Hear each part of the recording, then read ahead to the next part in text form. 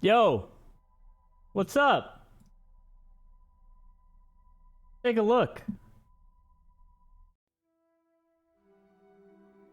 Wait, it's this one. Loop. Oh, God.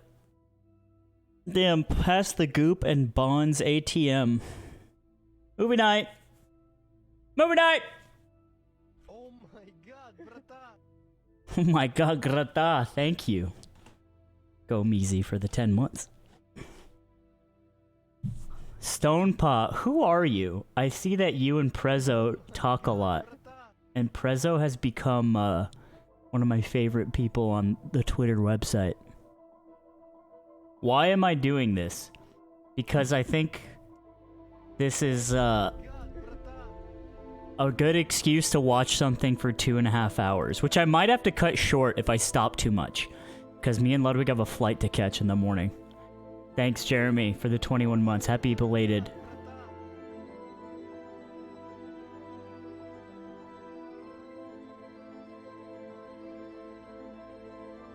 Stonepaw is a Connor mod. Cool. You're Connor's friend? I'm Ludwig's friend. Nice to meet you. Thanks, Meegs. I'll put myself up here.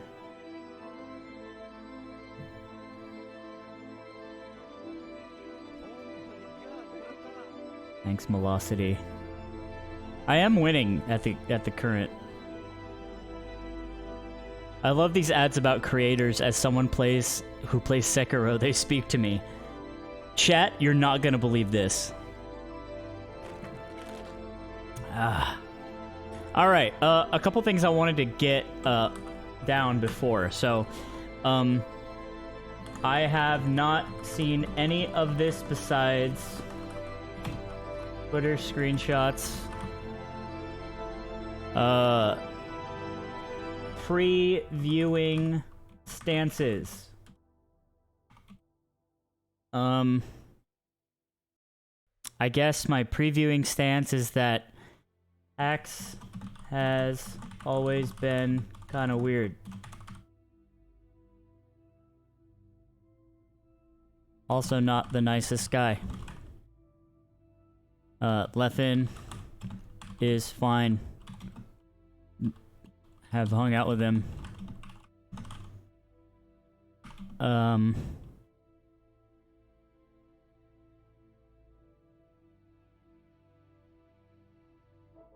Little hot-headed on Twitter, but who isn't?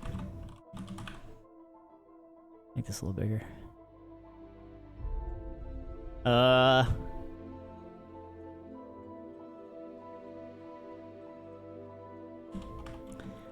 I am part of... Oh, how about this? I have seen the back room of the Melee Illuminati. And it's actually just mostly about streaming rights. That's it. Like the secrets, like the fucking the secret dark world of the Melee Illuminati. This is actually really what it's about. That's it. That's everything else is like. You just go to a tournament or you don't. So, this is me going in. This also doesn't mean for most people. Thank you, Llama Lord. Thank you for all the subs, guys. The resubs and etc. Thanks, False. Yeah, I'm the press. Can I watch it at half speed? I literally don't have 5 hours. No spoilers. Spoilers timed out. That ass timed. Yeah, the Melee Illuminati is Chroma DMs and his burn book. I also think that this doesn't really absolve anybody, because like this is what a lot of people will say, like they hang out with somebody at a tournament and they're just like like a Melee fan or a Melee player and like, oh dude, I fucking hang out with this guy one night, he's super chill. This doesn't really mean much. But I would like to imagine that, given my I would like to consider myself a good judge of character. I don't think that's too what do you call it? Arrogant to say. I've been from a shitter to the back room, and I've seen weirdos who act good in front of the world stage and then are secretly kind of fucks, and I've seen people who are genuine all the way through, and I've seen a lot of different types of people. Like Don Draper, as the esports version of him, I think I have met everybody that I'm ever going to meet in esports at this point. Do compliments from strangers mean anything to you, or are we not even strangers, rather just usernames next to funny emote pictures? I don't know. I don't think about it. But the compliments from strangers do mean nothing to me. This isn't going to be a good chat experience. If you get weird, all right, here's the fucking chat rules. Chat rules. And if you weren't here and you pop in, that's not my problem. Don't be weird. Can we do that? Is that... Are we able to... Yogi, why are you in my chat, dude? Don't you hate me? Fuck out of here. Ready to ban? Alright, thank you. Go easy with the burner. Yeah, so just don't do that. Okay. Cool. Alright, let's get into it. Hold on a sec. Oh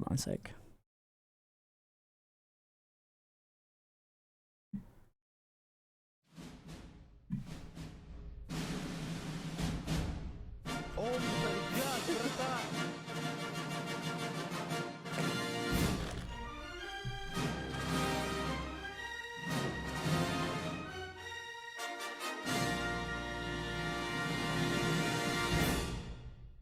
Very cool. Here we go.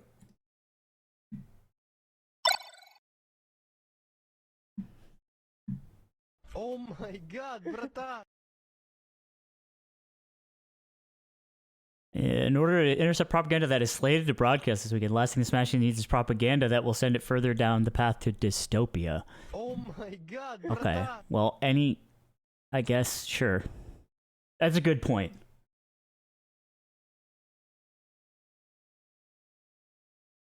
There's a PDF version of this video. My god, brata! This is a dark video that contains unpleasant information about the status quo of Smash for your discretion. Alright. Hey everyone, it's Hax. Today I'm going to tell you some dark secrets about the Melee community because I think it's about time for people to hear them. Unlike most of my videos, today's video is not going to be addressed toward just the Melee community, but rather the esports community as a whole.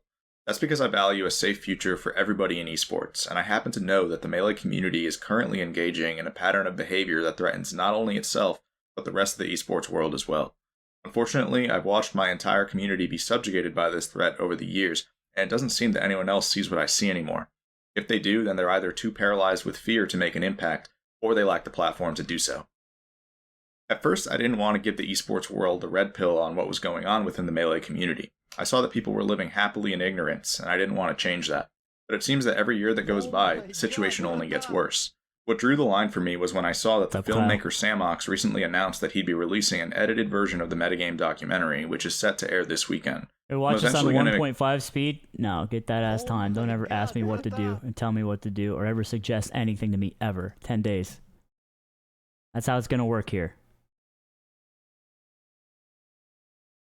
Explain why it should actually be illegal for this documentary to air, and why the Melee community needs to wake up to what's going on. For those who don't know me, let me introduce myself and explain why you should trust this video. I've been in the Melee community for 16 years, having been a top player for many of those years. Throughout my career, I've proved this makes sense. This is Tafo's kind of breakdown of understanding hacks. Okay. I was like, why? Okay. Myself to not only be a top player, but also a top influencer for the community. Although I only have a moderate following, I've helped the Melee scene make technological progress in at least 5 major ways. The most notable thing I've done is create an ergonomic controller called the Box, which thousands of Melee players now use in order to avoid injuring their hands and wrists. Let me tell you. What's up, Abdi? Thank you. Happy birthday, niece, indeed. Anyone who touches controllers and modifies them is not well. This is what I've learned. You guys wanted the secret Illuminati backroom commentary on Melee? literally every single person who modifies controllers for a source of income is weird. And I don't trust them. And I will stand by that forever. You got a tri-wing, and you fucking pop your shit open, take out the rumble pack, do a couple things to it. If you make it your identity, it's a dark path. And I'm surprised Gravy got out when he did. DSJ is cool. DSJ's fine. But I've also done several other things. In 2017, I advocated for in-game software mods that gave quality of life improvements to games. Hold on. I gotta reply to someone on Twitter. Kind of feels like a weird farm. No shit, brother.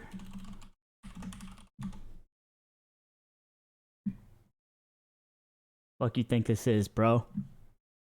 Cube controller Trying to buy a users. house. These were adopted later that year. Oh my God, Then, in brata. 2019, I explained why Melee needed an anti-stalling rule called the ledge grab limit.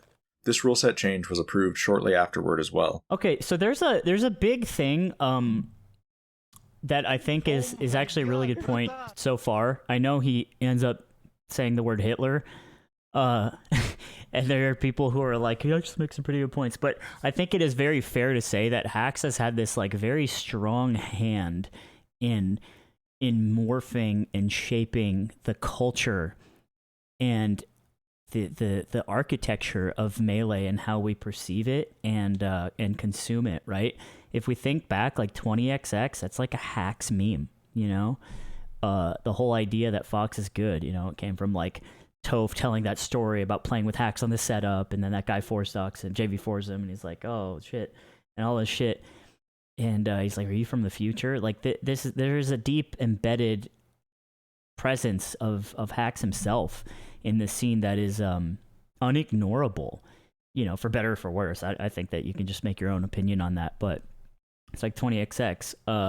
The fact that he dropped the how to make Arduinos video that eventually forced UCF to be made. So people couldn't like, you know, because the idea was that anyone could do this, right? So we better standardize it. Which is funny because I had been saying that, not that this is like about me, but I remember saying that because PM fixed Dashback, and it's when Dashback was a really big problem because people were getting a lot better.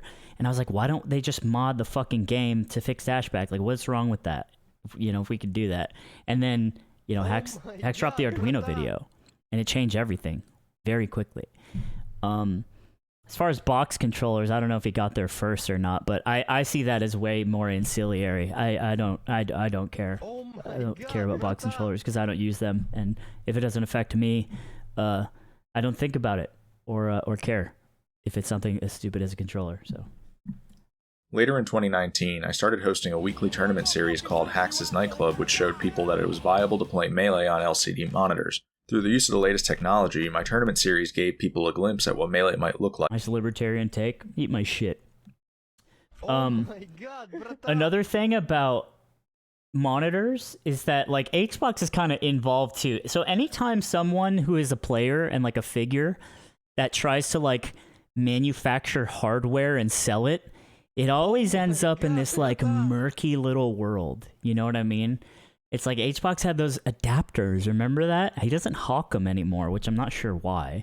You know, there's the controllers. Every person who is just unwell because touching a controller is like drinking unicorn's blood.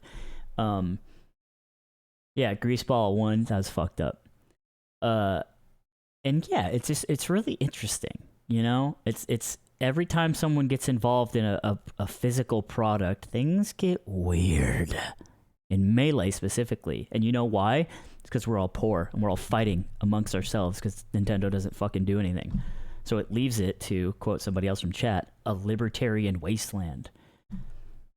That fucking sucks. Like in the future. And finally, starting in 2020, I began making educational videos that taught people about intricate Melee mechanics. All my videos went into great detail about mechanics that people had never heard of before and were fact-checked several times for accuracy. I recommend checking out those videos if you haven't already, because today's video will be somewhat similar.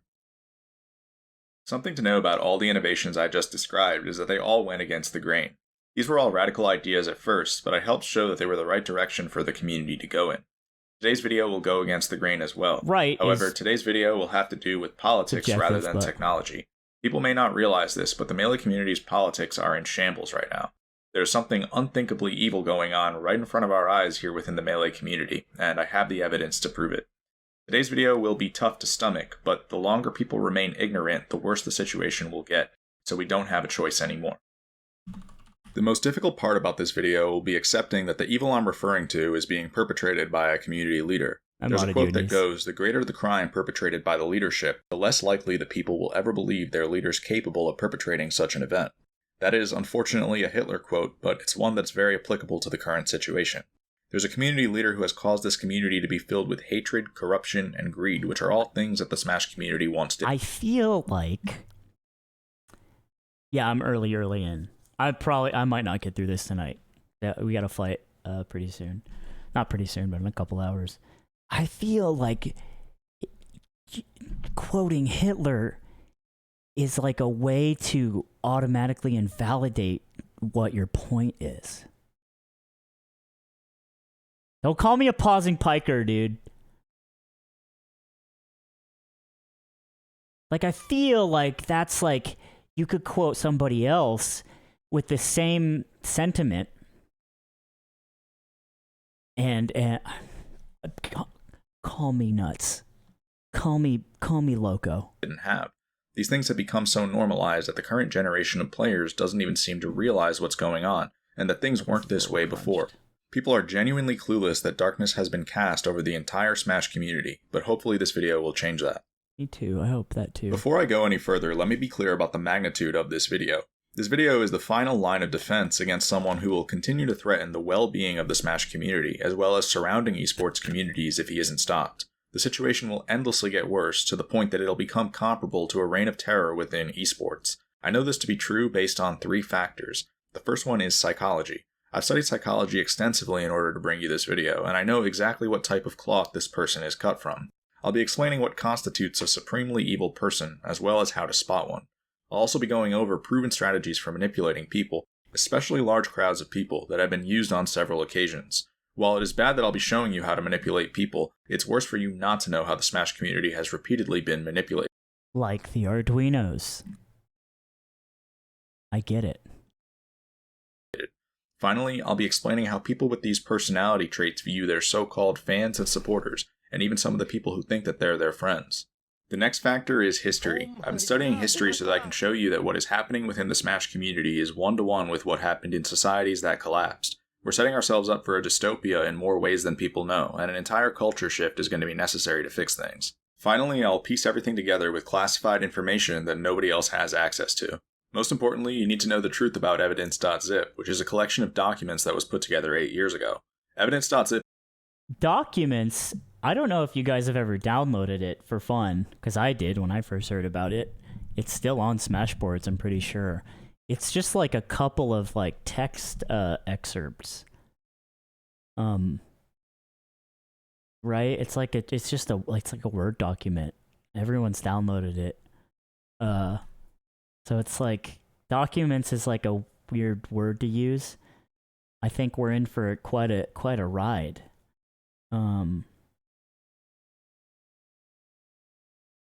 I've been studying history. I think also, and again, call me out of line, but quoting, like comparing a community of gamers to a society. Like a society itself contains like these very complex systems of like food and like resources and power and human beings, and I feel like that's a way more complex system than like gamers who play the same game. And you know what? I might be nuts.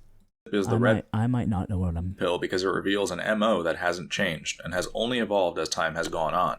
The press has continuously lied to you about evidence.zip, and so you'll need to drop everything you currently know I saw about that. it. Evidence.zip will reveal that several events that have occurred in recent years were politically motivated in ways that the Smash community didn't realize, and that there was an agenda in motion the entire time. I'll also be backing everything up with my own personal experiences. I've been withholding a ton of information for this inevitable moment, and it's time to release all of it. Something I want to apologize in advance for is the fact that I'm going to betray several people's trust in me in order to bring you the full truth today. Private information must be leaked in order to tell the full story, and so I'm sorry to everyone who that affects.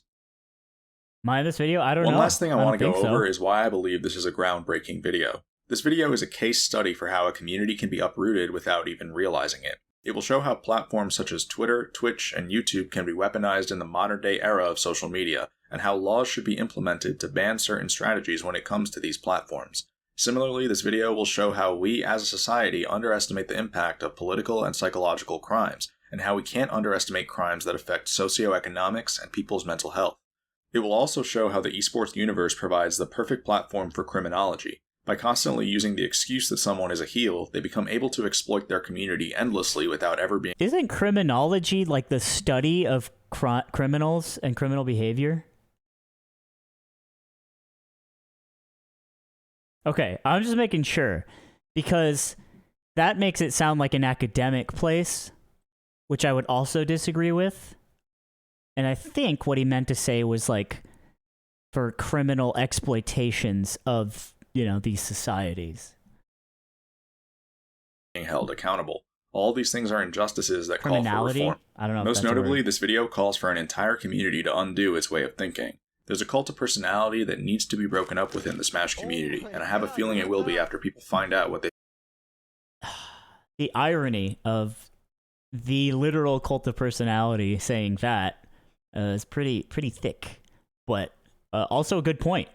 The way we sit and worship and just drink the hot, bubbly Santorum from the buttholes of top players like they're better than us is really bad, and it always has been. I've talked about that a lot. People do that with me. It's my butthole cum. Don't take it from me. They become a part of. This is a story of political and psychological warfare that took place in front of your very eyes over the course of the past decade. As the only person in the entire world capable of telling you this story, I know that I have to, as it has the potential to change the timeline we live in. 2 years ago, Esam emerged as a whistleblower who stated that he was tired of Leffen shaping the discourse wherever he went within the Smash community, and having people blindly follow him as well. Esam's posts did incredibly well on Twitter and Reddit. They were clearly representative of something that lots of people had felt, but may not have had the platform or the courage to express. For those who don't know, Esam is an ultimate player with about 150,000 followers. Anyone saying Esam is bald is fucking banned. I don't know why people will go into ultimate chats and just type Esam is bald when he's just playing the video game. I don't think Esam's perfect.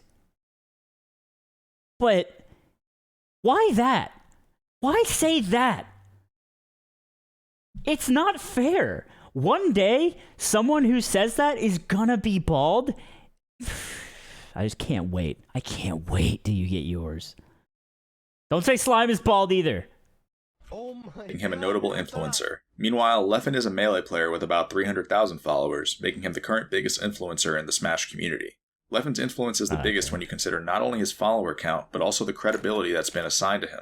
It seems that whenever Leffen speaks, his opinions are regarded as factual, which is what led to Esam's frustrations. Unfortunately, Esam's feud with Leffen would eventually fizzle out. The two would become somewhat cordial with each other, and the concerns Esam raised would be forgotten. This is standard when you look at how a lot of feuds with Leffen go. One day, someone... Yogi says, I was sitting behind Esam at Shine 2019 and he called Leffen and all of his followers whiny piss babies, and I think that says a lot.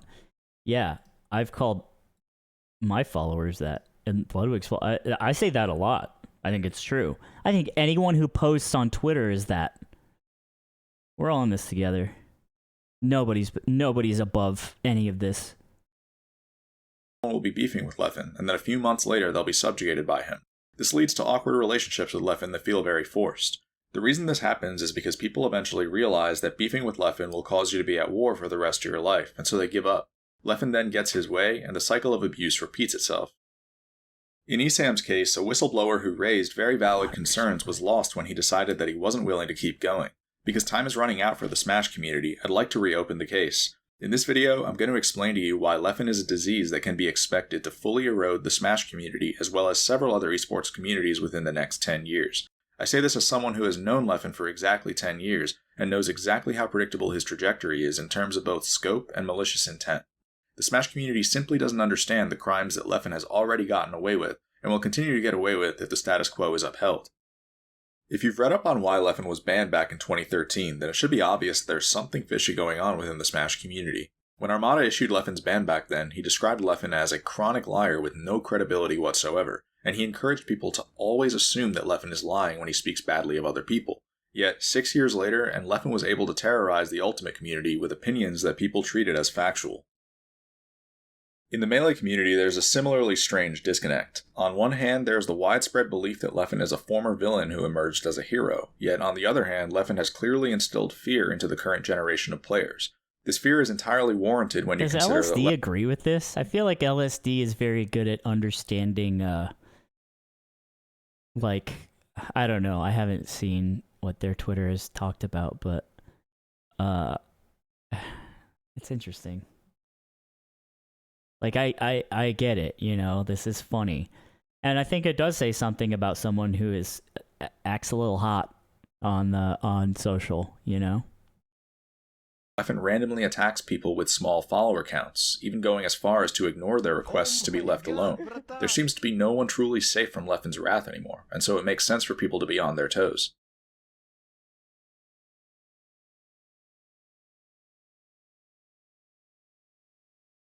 Fails to mention for the context that Leffen was suicidally depressed 14-year-old. There's only one. Look, I don't think there's any reason to feel the need to defend Leffen, or defend hacks.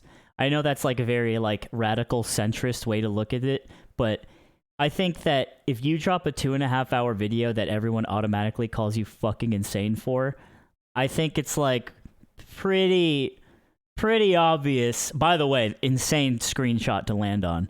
I think it's pretty obvious that like no one needs to really get in the weeds about this besides just marvel at how fucking weird this is. And that's what I'm doing. That's what I want to do. I hope I can continue doing it, and nothing in this 2.5 hour video will shake me to my core. Type of society in which these disconnects exist, and that is a totalitarian society. Under totalitarianism, it may not be entirely clear whether those in charge are truthful and heroic or not.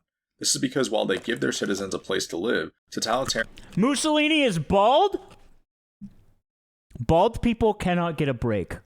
Who's this guy? He's bald too. Some dictators really have it, don't they? Totalitarians deprive their citizens of basic rights by controlling the press, performing mass surveillance, and resorting to state terrorism, which is when the state attacks its own citizens in order to instill fear.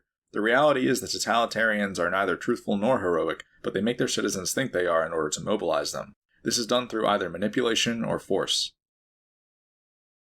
What totalitarians will commonly do is craft false hero narratives through the vilification of others. They'll create a problem and then they'll solve it for you in order to create the illusion that they're heroic. This is why it's important to take a look at where someone's hero status came from, as it could very well be a facade. In Leffen's case, what you'll eventually find is that his hero status was entirely self-engineered. This set is amazing, by the way. Can I just gush? Can I just gush really fucking fast? Oh, sorry. Wait, let's get past the swastika. They'll create a problem and then they'll solve it for you in order to create the illusion that they're heroic. This is why it's important to take a look at where someone's hero status came from. Arrow keys. As it could very well be self-engineered. I wanted to go to the gameplay. This set was probably the best I've ever seen a Fox play in the world against Puff. It's something I look at and I'm just... Shit, even if it was like, I don't know, someone who sucks even more than Leffen apparently, I'd be like, man, that was the crispest Fox ever to live, and it should be studied, even if it should be an anonymous name. Everything Leffen is remembered as a hero for was a political heist in ways that people didn't consider, and his motivations are much darker than people realize. The old tech in the general, Wii, yeah. People don't oscillate between being villainous and heroic in the real world, and if you ever see a disconnect like this one, then it probably means that you've been duped. What happened here is a villain realized that hero status would be beneficial, and so he made it his goal to obtain it. If you look at the current state of the Smash community, it is in line with the totalitarian regime, and that is entirely because of Leffen. It's obvious that I super disagree with that. I super disagree with that because I don't think about Leffen Like, I'm not his friend. Like, we're good. Like, we're fine. Like, if I see him at a tournament, I'll say, what's up? We've talked. We've, like, worked together. But I'm, like, not his friend. He lives on the other side of the world. And I'm on Twitter every single day. And I watch Melee almost every single day. I play it almost every single day. And I don't think about Leffen that much. Unless he, like, tweets. And I just, like, oh, yeah, there's some words I'll reply or think about that. But, you know, like, am I...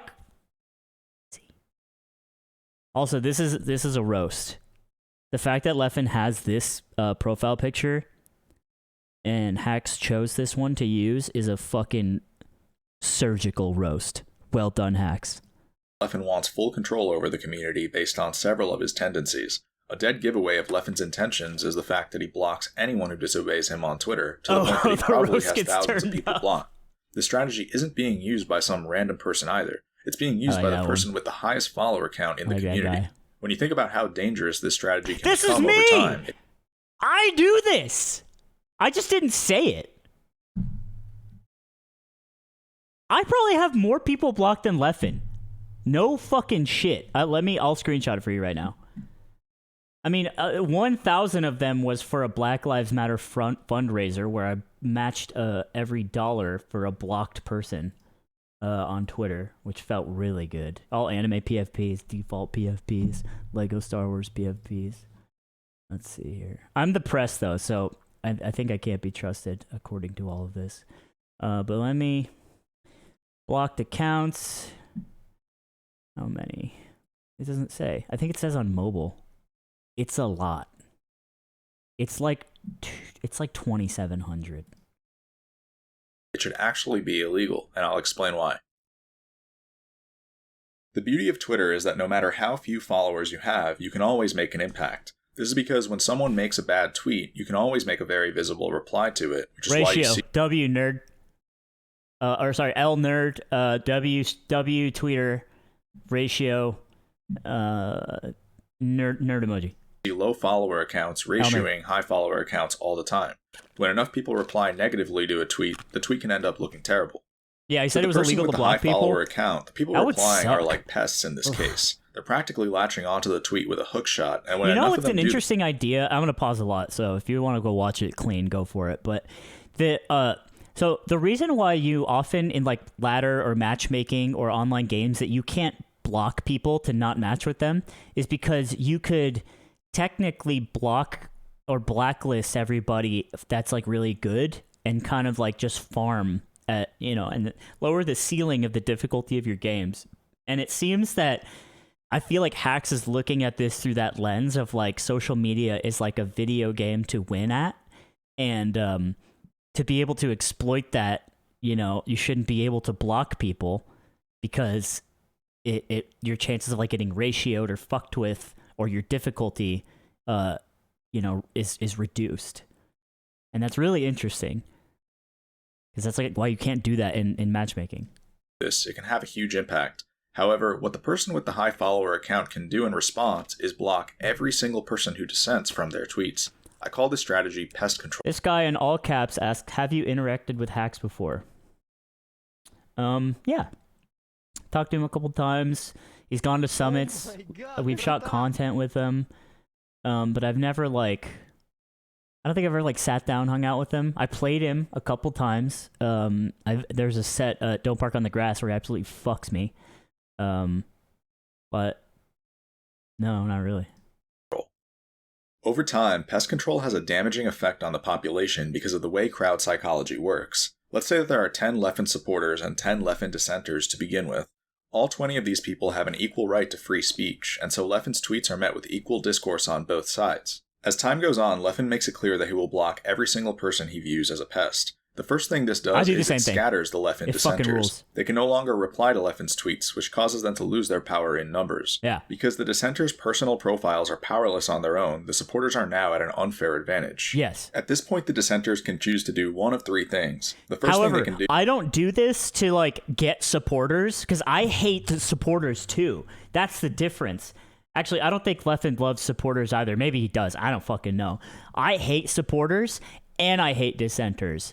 all I want, let me do my own shit here. Influence and purpose. This is all I want. This is all that makes me happy, is having influence and purpose. But I don't give a shit about people I don't know enjoying the words I say on Twitter, or people who fucking are mad at me. In fact, I block them because they make my day worse, and these people do nothing to my day. They don't make it better. And if they're weird, they make it worse. So this is all I care. I can't, my cursor, yeah. This is all I care about. I don't give a fuck about an echo chamber. I just want to be liked silently and on a global scale. Do is keep tweeting on their I'm not a libertarian guy with an Asian wife. Leave me alone. personal profiles, which, like That's a really funny roast. said, has no impact. This leads to the second thing they can do, which is give up and stop tweeting. It is highly likely for a dissenter to choose this option once they realize that they will most likely just get harassed if they keep tweeting from their personal profiles. Unfortunately, this leads to the third option. If a dissenter wants to remain involved in the conversation, then they only have one real option, and that is to turn to the dark side. By mutinying into a supporter, the dissenter is able to regain power in numbers and avoid social isolation. When you think about the effect pest control has on crowd psychology, it deserves to be illegal. It is a mass manipulation strategy that looks to encroach on people's free speech. And this is really interesting because it's like, what's being harmed here? I guess if you consider social capital or clout, as people who are not interesting like to call it, if you can translate that as a resource into like making money or something, maybe. But what Aiden Ross and the gang will tell you is that conflict makes you money. You know, being in the mix, being talked about, good or bad, like now, that makes you money. So it's like, there's sort of a value here that Hax is saying, yeah, this isn't right because you're losing something. But what you're really losing is like, what? Influence? People are gonna like you or not like you. I don't know. I don't see the world the way he sees it. The only reason we didn't realize it earlier is because social media is still new to economics. us. It's a really the reality is that by performing pest control, someone with a large following can filter out anyone who disagrees with them and turn their social media account into a cult gathering. Pest control is nothing more than a censorship tool, and the fact that Leffen seems to have pioneered it speaks volumes. The next sign that Leffen wants control has to do with something called a preemptive defense. I'll eventually show you the article this excerpt comes from, but a preemptive defense is when someone goes out of their way to assure you that they're kind or trustworthy without any provocation from you whatsoever. Leffen happens to do this in his Twitch bio, where he states that he is honest to a fault. This is a preemptive defense that creates a false sense of trust between Leffen and his viewers, which he can then exploit. Another troubling statement in Leffen's bio is that he won't hesitate to ban trolls or idiots, which is nothing more than a delusion.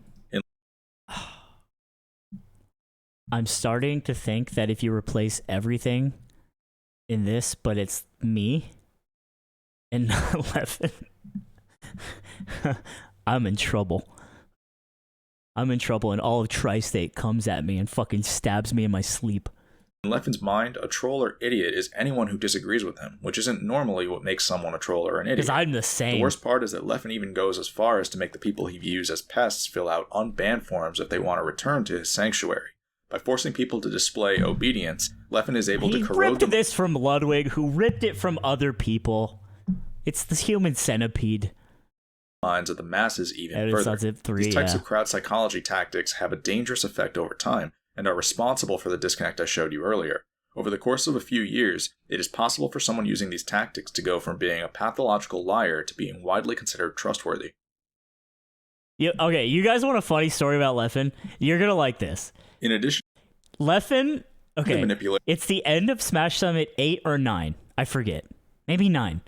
And Ludwig is going around at the after party trying to get everybody to sign his poster, because that's sort of a tradition at the end. You rip all the posters off the walls, you get one as soon as you can, and you have everybody sign it. It's like a memorabilia from the event.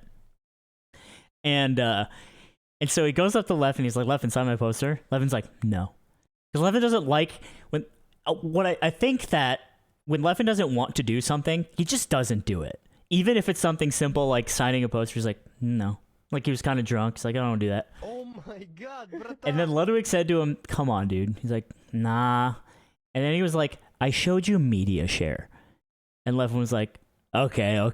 And then he signed it. And that's funny. I think that's really funny. But maybe that would be in this video. Maybe it is in this video. I don't know. Large crowds, Leffen also hunts down anyone who disagrees with him on practically anything. He's known to quote retweet people with microscopic followings as to embarrass them and pressure them to delete tweets that speak negatively. I don't want them to delete them. I just want to fucking call them stupid. Dude, someone famous played my friend on netplay and like lost and quit out after a game.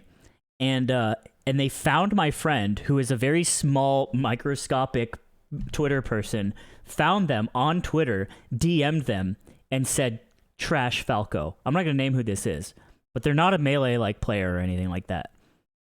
And I was like, are you kidding me? And I fucking messaged this person. And I was like, yeah, heard you fucking track down my friend on social after losing on Slippy and to harass him. Would be sick if you didn't do shit like that. And this person could have been like, wow, fan behavior, pussy, L nerd or whatever, you know? But they didn't. They apologized and made an excuse, which I have a really weak hand here. I could fold really fast, but I kind of puffed my chest out. I stood tall with my following, you know, the follower count. And so it's like, I do this shit day in, day out, to the big accounts, to the little accounts, and I get it, right? Influence comes with responsibility. Aklo felt like shit because I made a joke about him eating corpses, human being, dead bodies, which obviously isn't true. He just plays the game in an annoying way. But when people take that and they use it as ammunition, it's annoying and people boom and it's fuck. I get it. But I don't do this to silence people. I just do it because I like talking. And I like, what's it called? Influence and purpose. It is rumored that he even name searches himself in order to find these people. In 2016, Leffen showed how ridiculously far he was willing to go to censor people when a content creator named Magic Scrumpy made a video called Nerfing Fox. The video didn't even necessarily imply that Fox needed nerfs, it just explained what they would theoretically look like if they happened. When Leffen saw that Magic Scrumpy had even suggested that Leffen's melee character was overpowered, also a bad guy to start talking about. Scrumpy cheated in a fucking combo contest for $100 and then lied about it and then made fun of people when they found out and then just faded away. And now it's all he's known for. He shows up in chats and people still give him shit for it. Because cheating at stuff makes you a fucking asshole. And it's not someone who, I don't know. I feel like there are better examples if you want to talk about Leffen booming people. But hey, a boom's a boom. Began tweeting and streaming to turn his fanbase against Magic Scrumpy.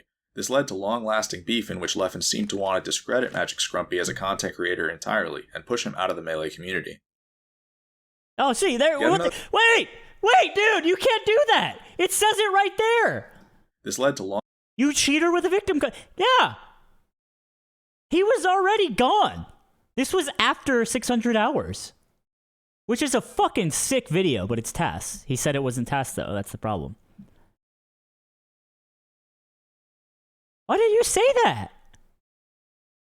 Long-lasting beef in which Leffen seemed to want to discredit Magic Scrumpy as a content creator entirely and push him out of the melee community. How did he cheat? He submitted it as a combo contest video, implying that he did all those combos on netplay, old netplay, when really he tasked all the combos, and it was discovered because he actually used the Rainbow FD mod, which I think if he didn't do that, he would have maybe gotten away with it, or there were other ways, but... Yet another thing I've noticed about Leffen is his Discord screen name, which is 2 dashes. This gives him alphabetical priority over everyone else. In this private netplay server, for example, everyone uses their regular screen name, but Leffen uses a strategic one to make What's Def doing in here? You know how close I got to beating Def at fucking Genesis, bro? It was 2-0, but it was I made him sweat, dude. That was round 2 pools. Def doing in here, bro. Shit. Get slime in there, dude. I'm kidding. Def is good. Aware that he's present. Similarly, if you've ever watched Summit's Get online good. Melee events, then you probably noticed that Leffen is always commentating from a That's me! Okay, alright. I can give some real insight to this. I actually cannot wait. TV screen that is front and center. It seems that no matter where you go these days, Leffen is always watching, and everybody knows it. Okay. Oh, it's me! I'm talking!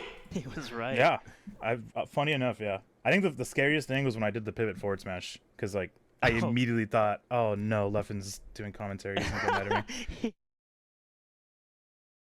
Finally, the premier Melee podcast. I got spared. Okay. Let me be the first to clear up something. I get what I'm not being potentially obtuse to like pick apart like every part of this, but I get what he's saying. Oh, Leffen seems to insert himself in a lot of things. But this is a really bad example to use in that argument, because this is how the set has to be set up. Because there's a guy here and a guy here and then a guy here. And if there's 3 guys, this turns off and then a guy goes here, right? So this is just how camera blocking works. And we can talk about this for a sec too. Okay. Camera blocking. Yeah. So... Oh, never mind. That's my sub thing. You know what? I think you guys can Google it. But yeah, it just means like where somebody is, usually used in film. But this is broadcast, which is a little different. It's literally just putting people on the screen correctly. And WAF is in there too. You know? Everybody knows it. He was right. Yeah.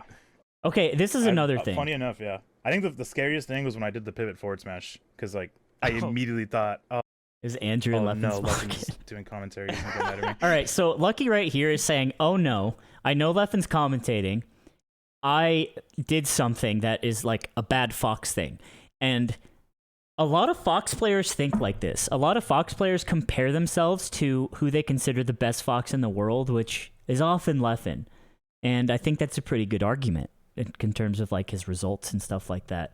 And I wouldn't consider this like a, oh god, Leffen's controlling my mind. It's more like this guy did things to HBox at SmashCon that would probably end up in a fucking RedTube video, and I did a pivot F smash that was a little suboptimal, and he's probably like, damn, definitely could have done better than that. You know what I mean?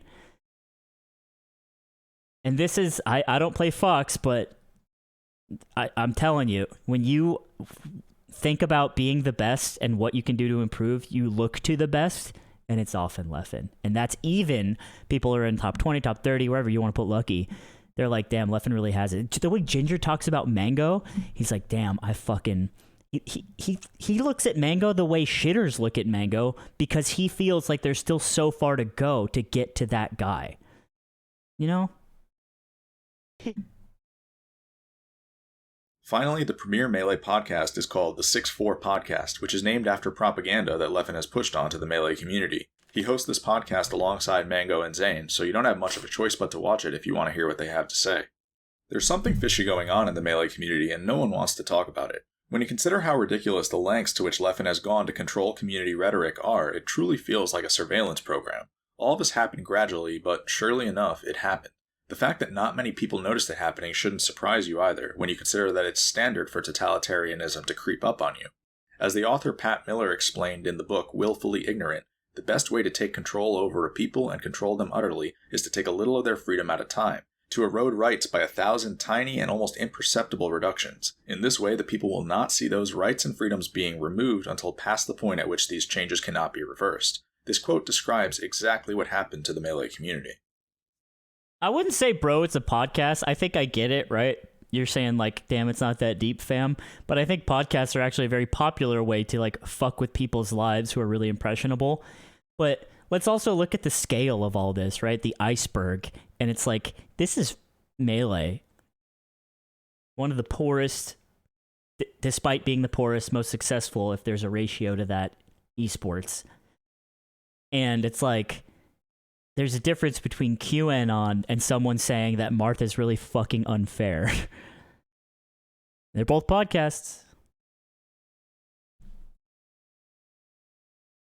Aside from controlled rhetoric and surveillance, the status quo of Melee is totalitarian in several other ways. The state terrorism I mentioned earlier serves a purpose, and that purpose is to instill fear in a population. As explained by an article titled The Manufacturing of Mass Psychosis, fear destabilizes a population and makes them easier to control.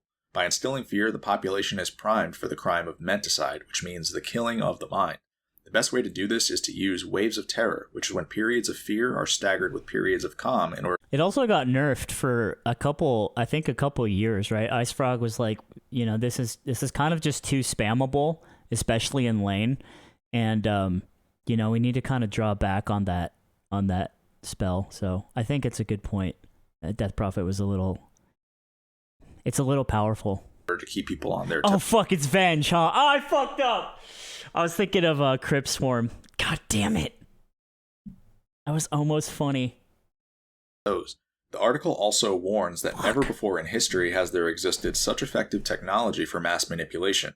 Nowadays, social media allows people to quickly censor the flow of unwanted information.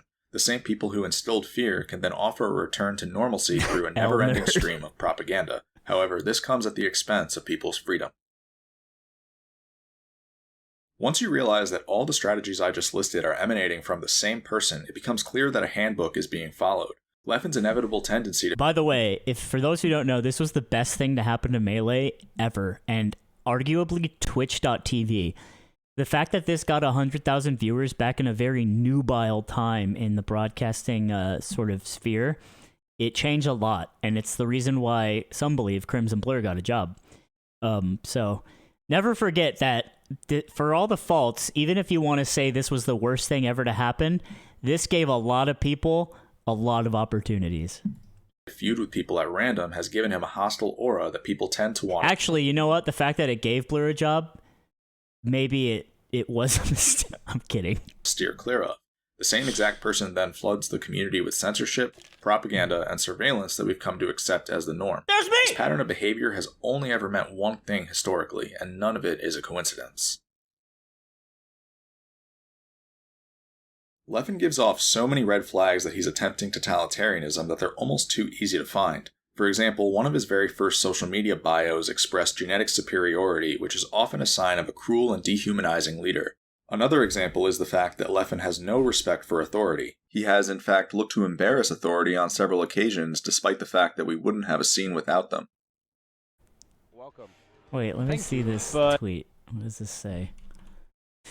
You are not the host of a tournament. Do not make the rules and do not get to decide to interpret them. The players aren't their own referees. That's the basis of any competition. I don't know the context for this. But I guess, yeah, the tournament does decide how to go.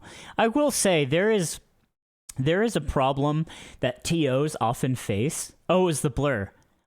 It was the Blur copy pasta. Dude, this is fighting dirty.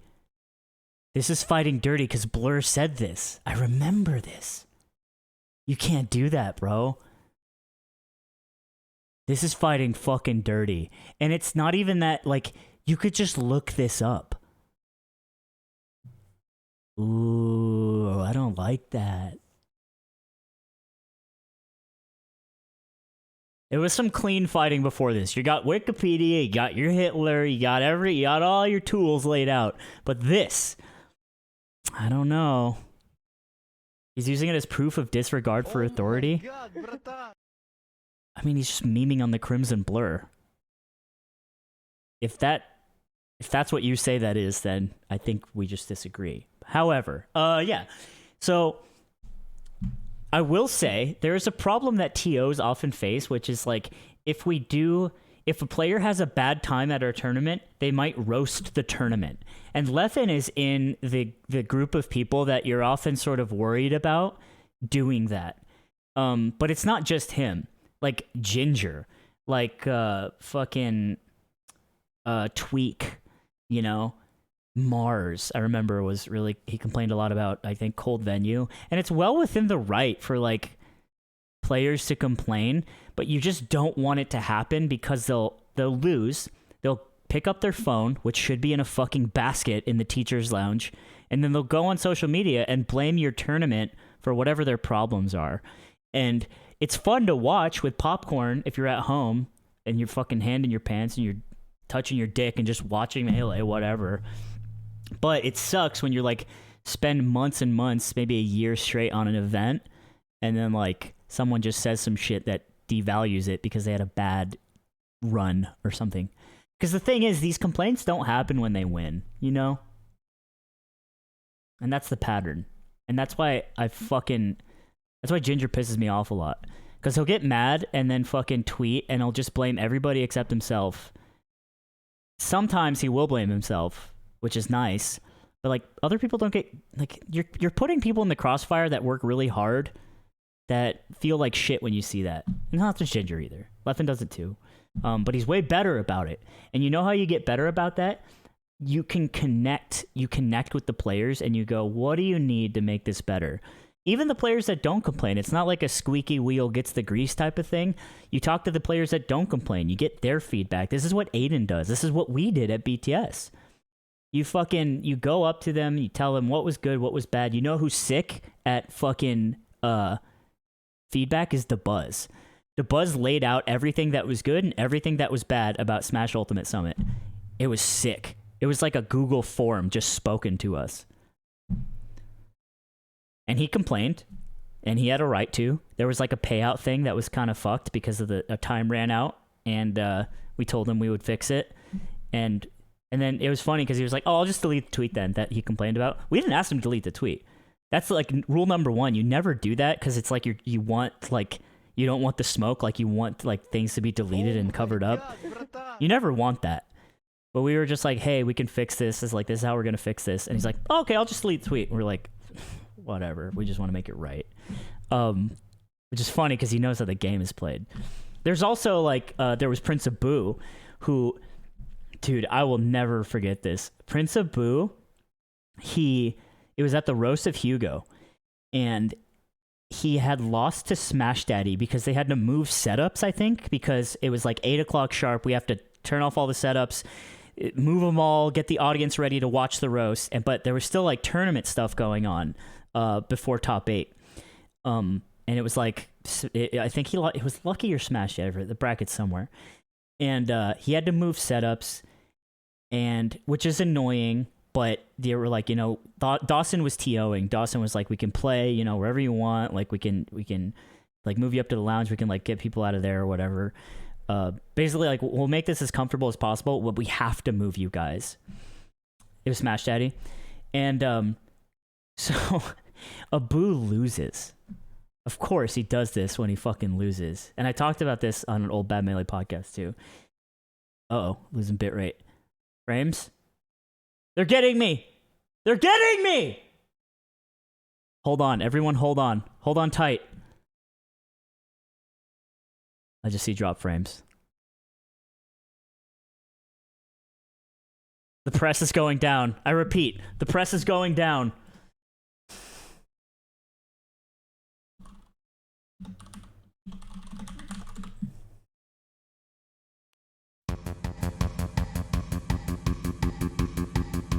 Okay, we're back. And so Abu loses, and then he tells Dawson that it's like bullshit, right? And he starts complaining a lot.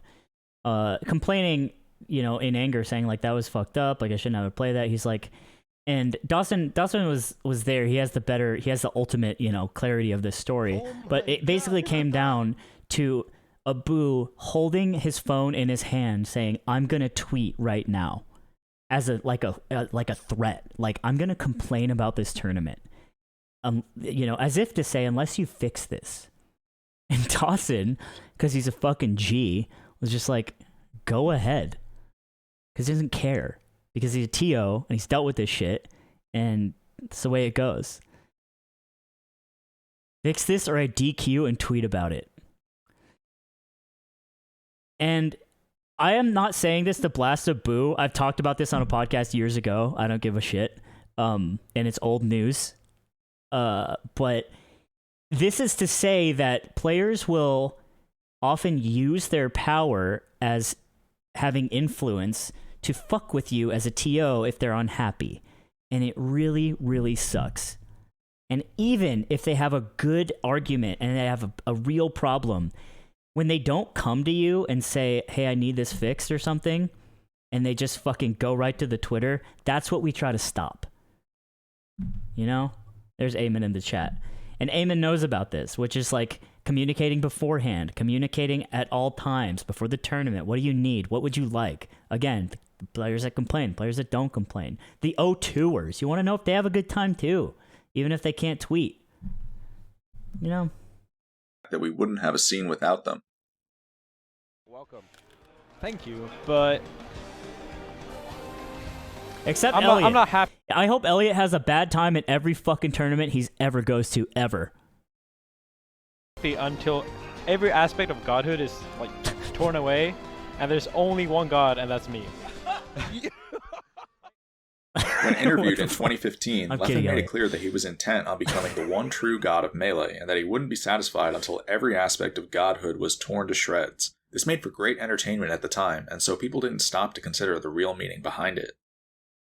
The biggest red flag of all, real however, meaning. is something that no one would have ever guessed. Many studies have shown that one's personality can accurately be inferred from their social media avatar. If you think about the process that goes into choosing an avatar, this is obviously true. People will often use avatars of anime characters that represent their inner beliefs, which is why I need to raise an issue with something. Why did Leffen used to use an avatar of Light Yagami from Death Note back in 2016? If you understand Okay, I did see I heard the discourse about this, but we are truly getting to the middle of the iceberg. who Light Yagami is, then it makes all too much sense when you consider everything else that I've told you. Light is a brilliant high school student on the outside, but an infamous political criminal on the inside, whose goal is to become the god of the new world. He's able to remain undetected for many years by outwitting everyone in his way. Essentially, Death Note is the story of a totalitarian regime that ends up casting darkness over the entire planet. The story that's unraveling right before our very eyes is strikingly similar to Death Note. The Death Note is a book that can be used to issue death sentences simply by writing someone else's name down. One time in high school, I found someone's death note. It was a composition notebook, and it said,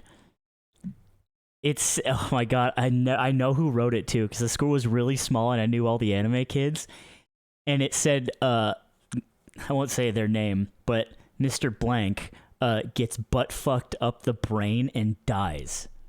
I was like, dude, you don't want anybody finding this. Oh my god, I remember that because I had seen Death Note. I didn't love it, you know. It was whatever, and I'm like, this is a fucking Death Note, but it's like that black and white print composition notebook that you fucking take notes in. This tool fall into the wrong hands, it would terrorize an entire society. I know. The funny thing oh my is, god. Leffen is basically trying to turn his phone into the Death Note. Through the use of modern technology and a good understanding of crowd psychology, it's actually possible to create a Death Note. Gotta nowadays, laced and eighth people and need to watch be wary of Death that. Note.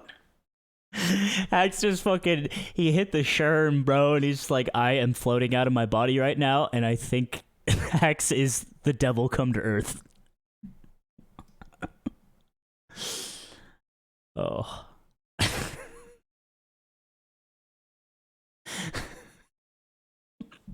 If you look at the Taylor Fly avatars and sprays professional attack photos that with a Leffen has bomb. used over the years, there's something in common with many of them. They're pitch black. Pitch black in terms of not only color, but tone as well.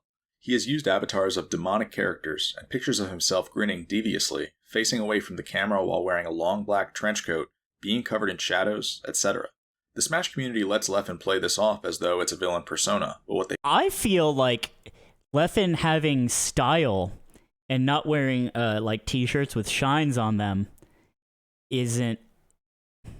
shouldn't be seen as the enemy.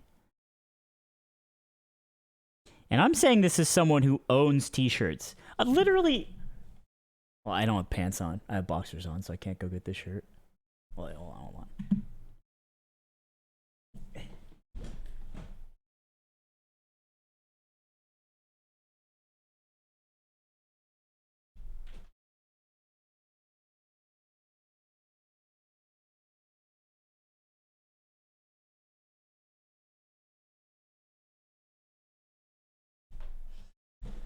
This is literally 4 shirts in a row stacked in my room. Box behind the summit. This Shine shirt. This MLG Mango shirt. These are all from BTS because I used to work there. And I wear these shirts. This isn't like, I'm not roasting. Jisoo's Windows Smash logo. I don't have style. But, you know, I don't think this is a problem to wear cool clothes.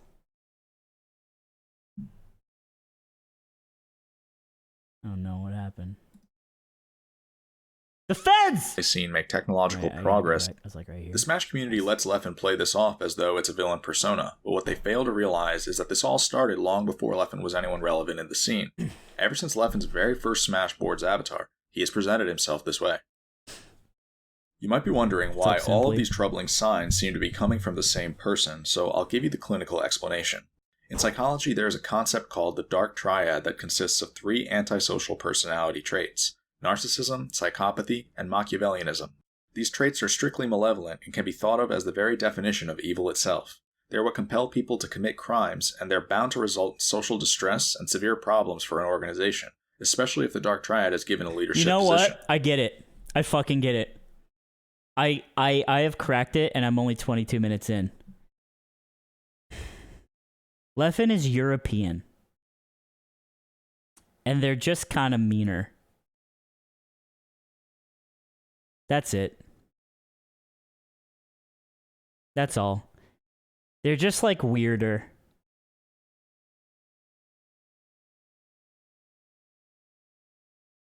And I think that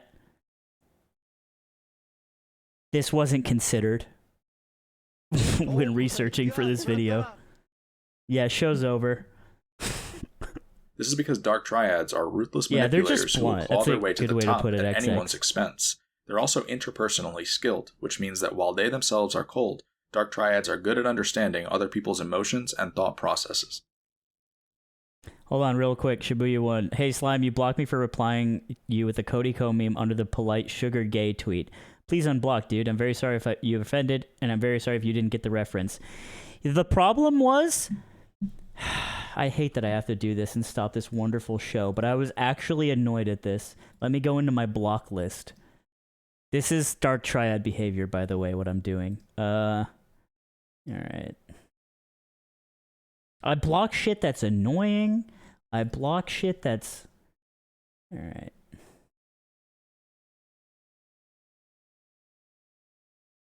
Alright, so this person...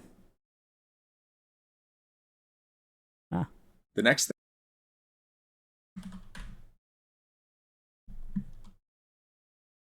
I know, light Twitter, I'm sorry. Look at this. Polite said, I think Sugar Ray should officially change her name to Sugar Gay. And I said, who said that I'll beat your fucking ass? Which is a reference...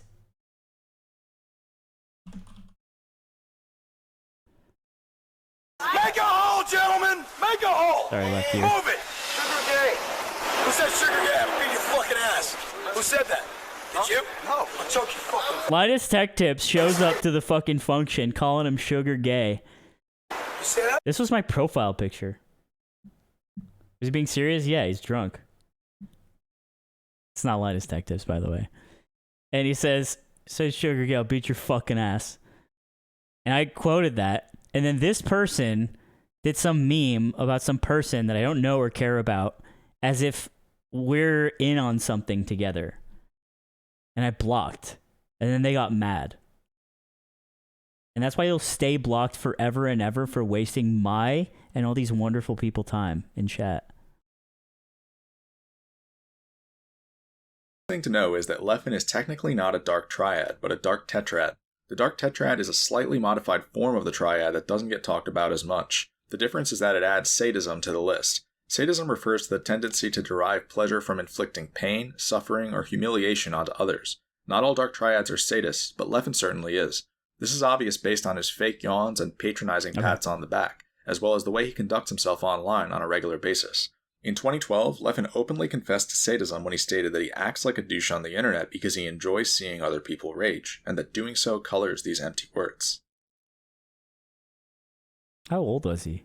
So, how do I know that Leffen isn't just a sadist, but a dark triad as well? There are a lot of ways to tell.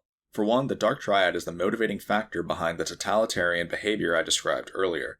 There's also the fact that studies have shown that trolling and debating issues when posting online signal not only sadism, but also the dark triad. Leffen constantly engages in both of these activities. The correlation skyrockets with trolling in particular, which is what Leffen was originally known for. Part of what this video will do is blow the doors open Dude, on the this is me. Fuck.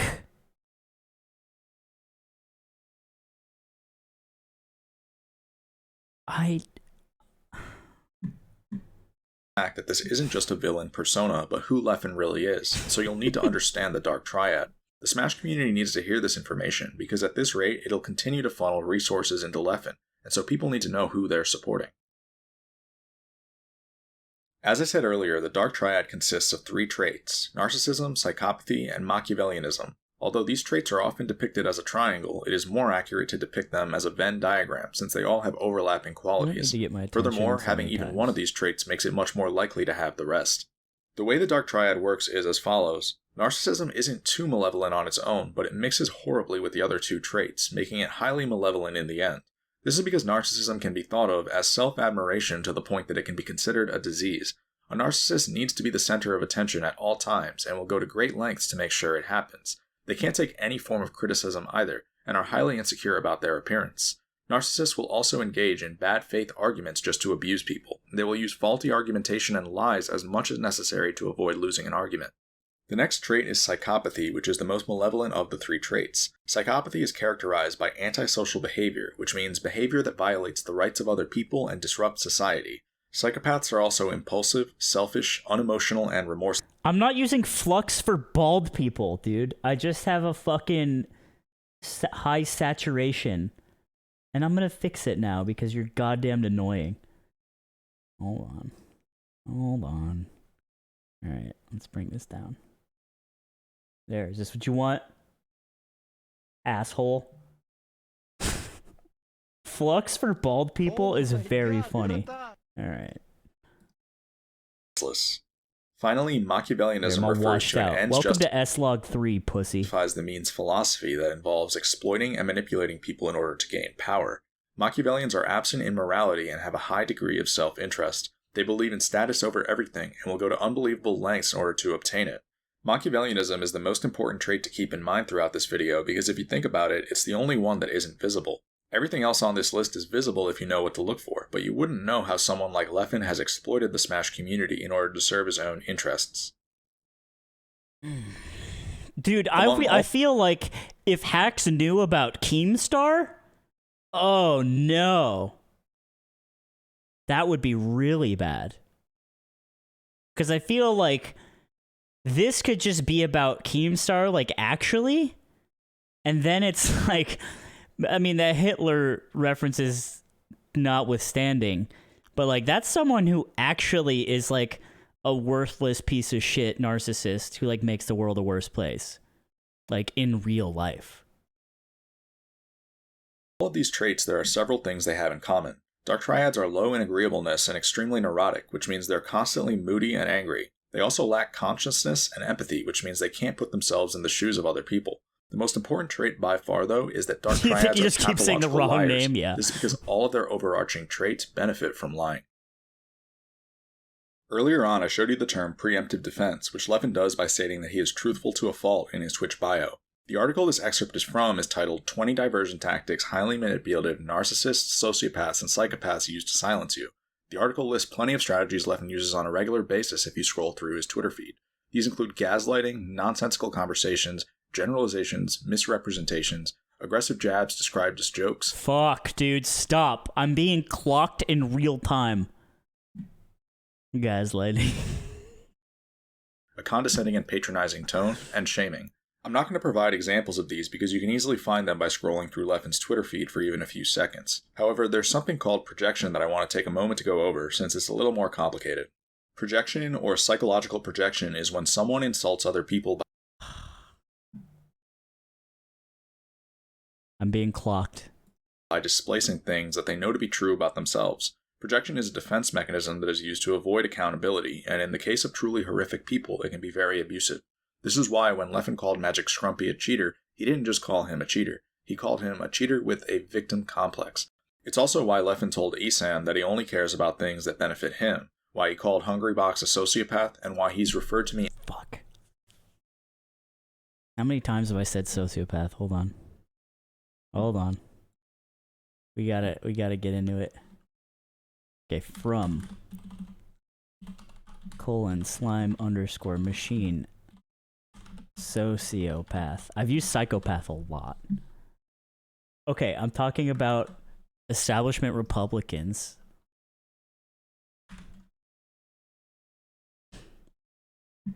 Oh my god, brata!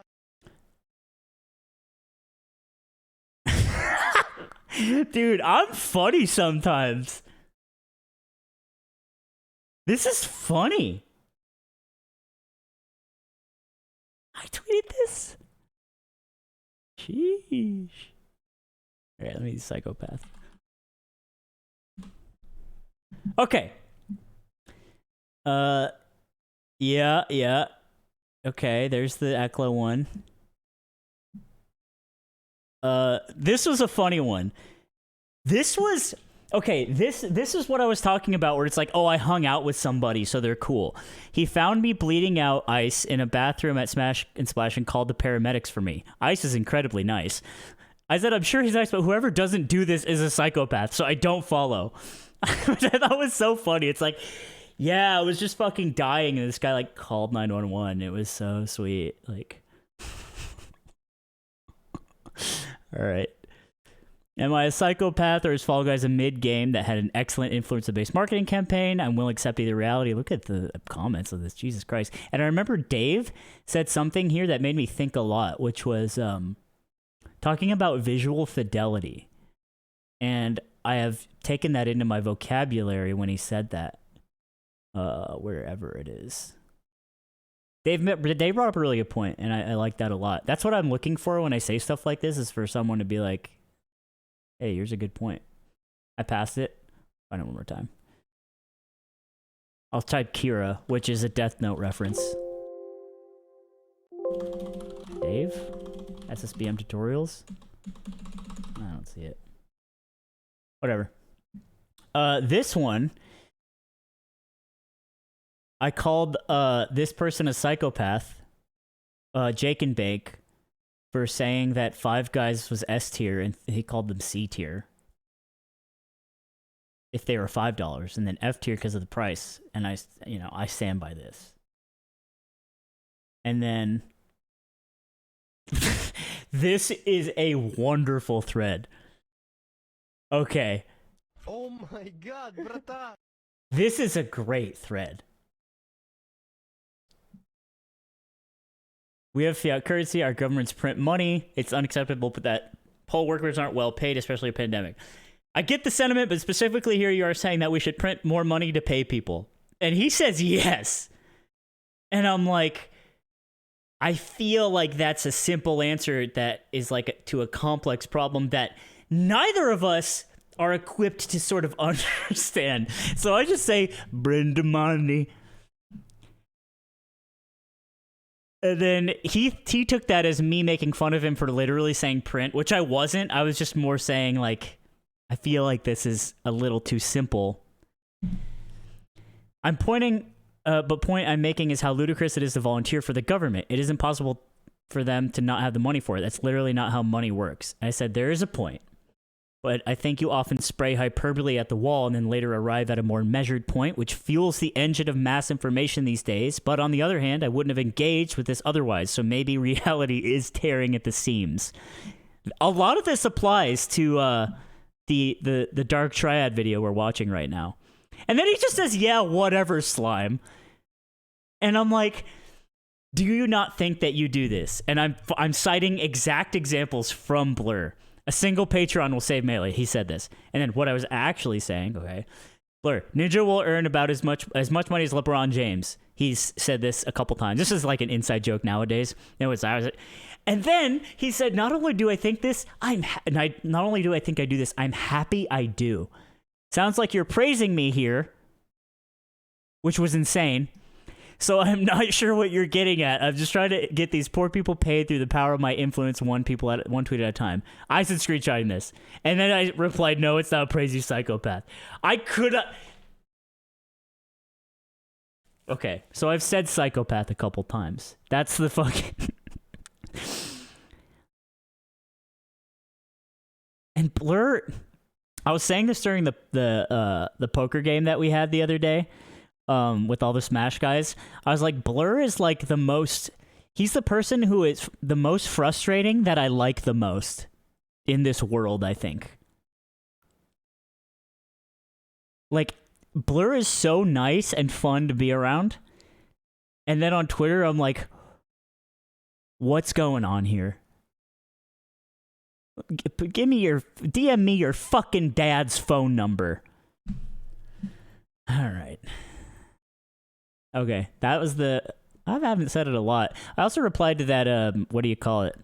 That Smash, that stupid, like, Macho Man account.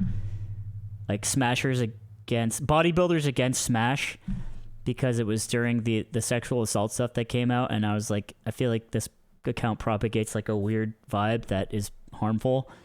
And then it, like, freaked out on me, whoever runs the account. And I said, you are a psychopath. And then they apologized and deleted it. Anyway. W nerd. Anyway, this is me. I do this. I'm Leffen. As his stalker. Every single one of these tweets needs to be interpreted in the reverse direction because they're all projections. And once you understand that, it becomes clear how wicked of a person Leffen really is. The problem is that not everyone is familiar with projection, and so people actually side with Leffen when he says these things. You like that one, Yeti? As you can see, the signs that Leffen is a dark triad have been right in front of us the entire time. Now that you're viewing things from this perspective, I'll show you some examples of each of the 3 dark triad traits, starting with Machiavellianism. Hey guys, it's Leffen here again. I forgot to mention that I'm going to be doing a charity stream this Friday. It's going to be for RAIN, which is the biggest anti-sexual violence charity in the United States. The video you're watching is blatantly insincere just based on the way Leffen raises his voice. He's speaking in a high-pitched voice because he knows that he needs to appear friendly and charitable in this moment, and he doesn't actually feel those emotions. We can't forget that this is the same person who was once banned for being a chronic liar with a manipulative personality, and that this slip-up isn't merely a coincidence. Moving on to narcissism, take a look at this post Leffen made in 2011. Someone had listed a bunch of Melee sets they recommended watching. Don't say someone, say who they fucking are. It's PB&J. And what do they say? Stay away from PB&J. That's a phrase. And they just so happened to sort Leffen's sets individually rather than grouping them. Leffen then commented that he liked how the way the sets were sorted placed more emphasis on himself, which is an extremely narcissistic comment to make. Additionally, Leffen refers to himself as an icon in his Twitter bio and has several heavily edited photos of himself that uphold that belief. Lastly, I'll show you an example of psychopathy. The fact that Leffen used to state that he is really mean in his social media bio is an indicator of psychopathy in itself, but I want to give you a real-world example. When I beat Leffen at Genesis 7, I was wearing a red pair of Adidas pants with white stripes on them. These pants would become synonymous with my run at that tournament. A few months after Genesis 7, someone sent me a picture they took of Leffen streaming. Leffen was wearing a red Adidas shirt with white stripes on its sleeves while editing a digital controller's button layout. Again, this wasn't a coincidence. It was a psychopath's way of showing that he wants revenge. Needless to say, the behaviors you're going to find in this video... I don't think... You know what's funny, you guys? And if Aiden's still in the chat, he can attest to this. I call him a psychopath every single day. Every day. Because we disagree on things, and I just say it as hyperbole. And also, when he plays Melee with me, he plays in a way that is so frustrating that I call him a psychopath pretty much every single day. And that is the first time I think I've heard that word be said unironically in ratio to how many times I hear it because I say it. And that's crazy. Also, yeah, so I saw this on Twitter, this whole like idea. A few months after Genesis 7, where it's like he this is really mean in deliberate his thing. social media bio is an indicator of psychopathy in itself, but I want to give you a real-world example. When I beat Leffen at Genesis 7, I was wearing a red pair of Adidas pants with white stripes on them. These pants would become synonymous with my run at that tournament. Okay, so I like Melee a lot. I'm into it.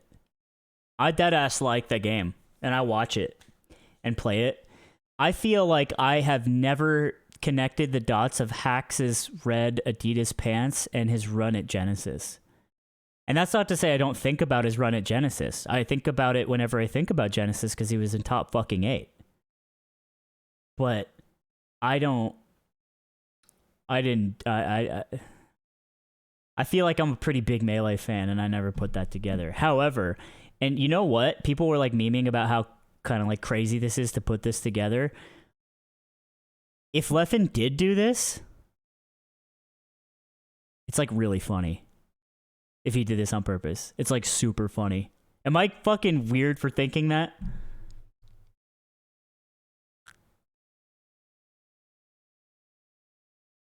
Because if we take like the layman's perspective that Leffen is not a dark triad and he just did this, like fuck with Hax because he's editing a box layout on a different like competing manufacturer hardware, and he did it, like fuck with him. I think that's really funny. Leffen was wearing a red Adidas shirt with white stripes on its sleeves while editing a digital controller's button layout. Again, this wasn't a coincidence. It was a psychopath's way of showing that he wants revenge. Needless to say, the behaviors you're going to find in this video are completely bizarre. It's psychosis once because bipolar, so this sits different with me. All right. My mom, who's dead now, was also bipolar. She took lithium and a slew of medications. She also self-medicated with drugs. I grew up with a very unstable single parent, okay? She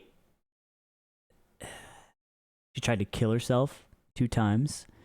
She didn't.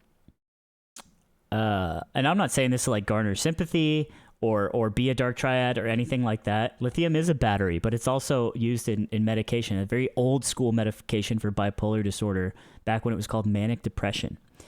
And so I know what it's like to live and depend on a person that self-medicates with drugs and is extremely mentally unwell. And I think about it all the time, how lucky I am that I came out like pretty good, considering all these things. So I have sympathy for the mentally unwell. I feel like I feel like I have empathy because I myself have dealt with a lot of shit. And so I'm not coming at this from a place like haha crazy, because like sometimes you do get crazy and the world is enemies and all books have teeth inside of them and you're schizophrenic and something really bad happens.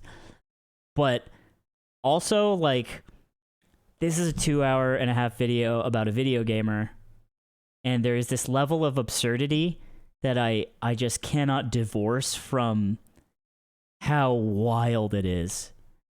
And something about absurdity, to me, right now, trumps the idea that this is like some sort of mentally ill cry for help. Because this is my real thought is that Hax knows a lot of what he's doing. And he's just making like a gigantic play, like a fucking Hail Mary long bomb. And he knows that ultimately, as long as he can still compete on his controller, nothing really changes. He's still a cult of personality. Maybe people think he's weird now, but he still wins Genesis, and that's all that matters, because that's all that ever really mattered to him, right? He wanted to be the best. So I'm looking at it as if through the lens of, I don't know him, and I'm not close to him, and I don't have to be, and yeah. So I guess that's like a long-winded way of saying I am enough disconnected from this to be able to look at it with an eye that makes it, for one, very funny.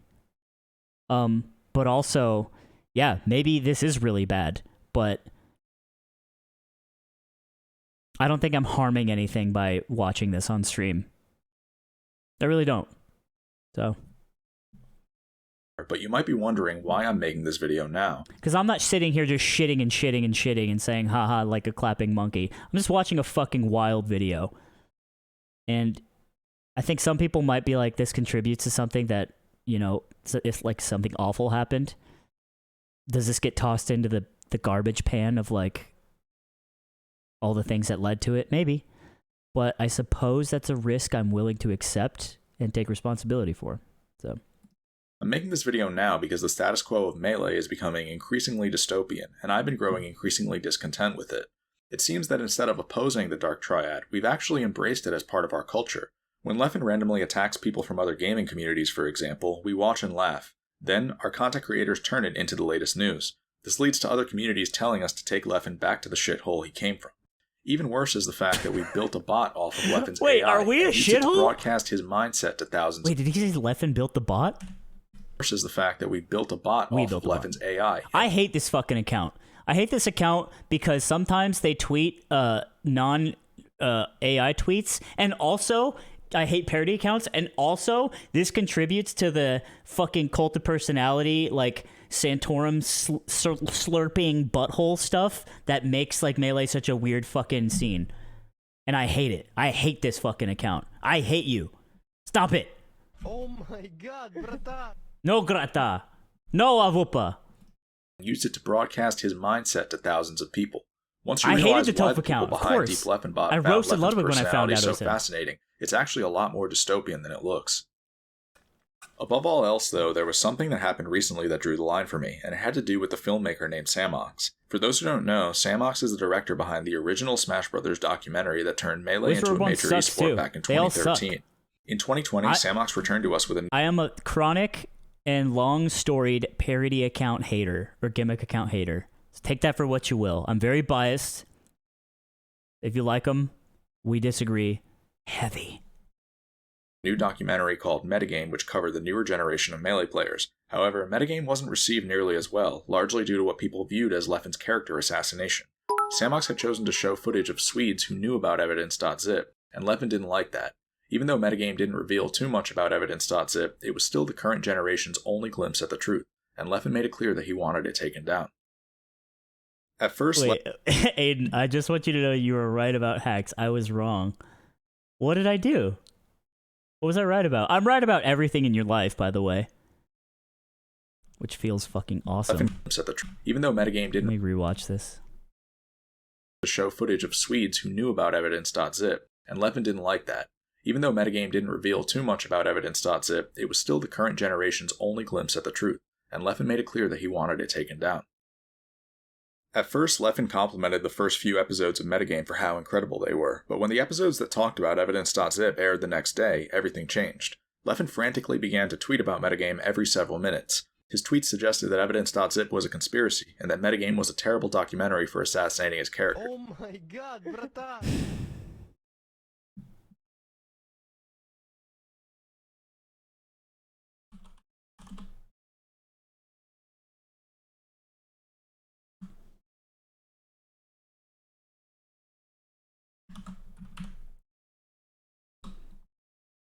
Is this the same thing? Because I live tweeted over and over.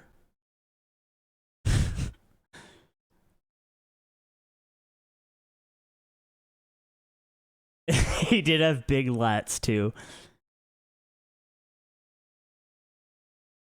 Dude, I'm just like Leffen according to this video.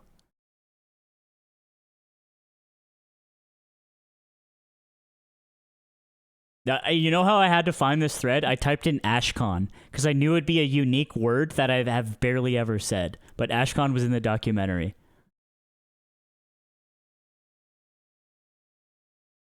I like this one. Everyone, ooh, when Metagame came out, everyone had fucking something to say.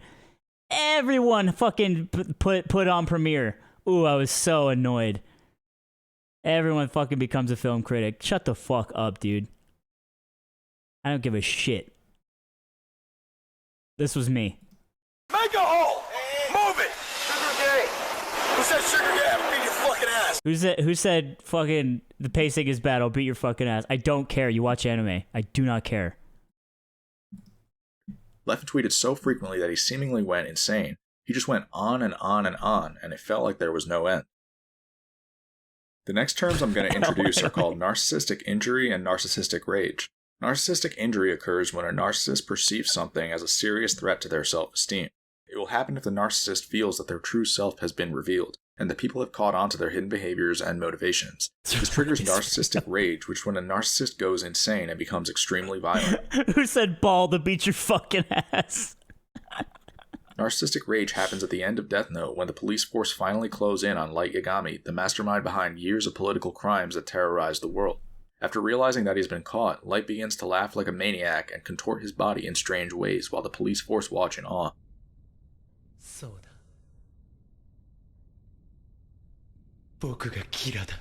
A patrician using the sub, not the dub. In here. real life, the way narcissistic rage works is it has two phases. The first phase is an angry outburst, and the second phase is a self-aimed wrath. This means that the narcissist will actually degrade themselves, as to suggest that the way they've been insulted is preposterous. Leffen did this toward the very end of his rage when he tweeted a picture of his face edited onto a Dementor, which is a creature from Harry Potter that drains peace, hope, and happiness from the world around it. Although people saw this tweet as sarcastic, it was actually a lot more telling than they realized. The way Leffen responded to metagame rallied the community in back of him, which put extreme pressure on Samox. Just a few hours after these episodes aired, Samox had already been forced to issue an apology statement assuring people that re-releases of metagame would be censored to remove all evidence.zip footage. I would agree that causing such a... Okay, so here's... You want the slime take? You're all here for the slime take, right? That's what the fucking this whole stupid world is about in this chat. Because I went live, and that's how it works.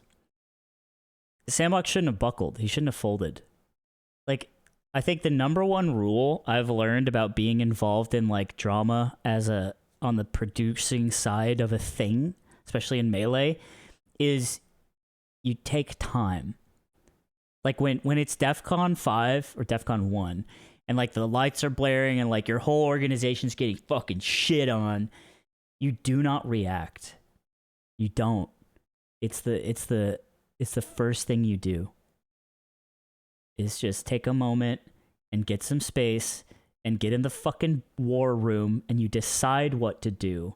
And you decide what the best course of action is. Because the moment that you make a decision based on being emotional, and this is what FaZe Banks told Aiden Ross, which is basically like Aristotle telling a young boy, I shouldn't say that, like a philosopher telling a would-be philosopher, is don't get emotional.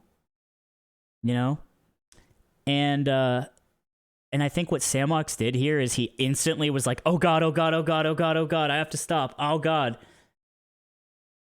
And he shouldn't have done that. You should have just sat on it. Don't even tweet. Turn off your phone. Wake up in the morning. Let things cool down. Be the producer for your next documentary. Yeah. Give me a fucking 100 Varax, king. So... yeah, I think that this is something... I think also Samox did fuck up, right? I think putting in language uncensored of like Mango using slurs like on Facebook also was like, what's the idea here, you know? I am the face of Mango fandom, right? But I also think that like if this is trying to be something that's palatable to like a giant audience, maybe we like blur out words like that, or maybe we like, or I mean, you know, he kind of did, right? It was very, very clear what he was doing. And so it's like, wait, what did Curly say? Is Curly dropping shit in the chat that's fucking changing the world? Oh, that's crazy. If Curly knows, Curly knows. But you know what I mean? Like, I think that if a documentary's purpose is to show how things were and how things have changed, yeah, fucking run it. But there's a sort of like a really harsh friction in showing something like that in terms of like the Mango thing, which I think was ultimately a mistake. I also think that not as bad as Leffen had maybe thought about it, but you're going to think about it because it's literally about him. Like, imagine a whole documentary comes out where it's like someone just shitting on you, which was Aklo's Twilonger for me. That was my Iwo Jima. But I was like the losing side. Is that you just, the way that the documentary did portray him, it was like something terrible was happening instead of like, I don't know. Basically, ultimately what I'm saying is there were valid criticisms with what Sam Ox had done with the documentary. In terms of those two things that I think were really, really big. Among other things were like pacing and stuff, like it kind of got lost, kind of got fucked up. But being immediately after airing, like, oh God, I'm going to change everything. Oh God, I'm listening. I'm reacting to what people are doing right away emotionally. Rookie mistake, dude. Rookie. Many people call this out as revisionist history, but their voices were ultimately drowned out. Fan The behavior. problem with this entire situation is that if you think about behavior. it, Sam Ox was screwed ever since the moment he decided to cover Leffen at all. This is because Sam Ox could have gone in one of two directions with metagame. The first one was to tell the truth, which is what he did. Sam Ox is a professional filmmaker who's probably never not told the truth in his career, and so he approached the situation the same way as usual. Okay. I think Sam Ox is fine. But what a crazy thing to say.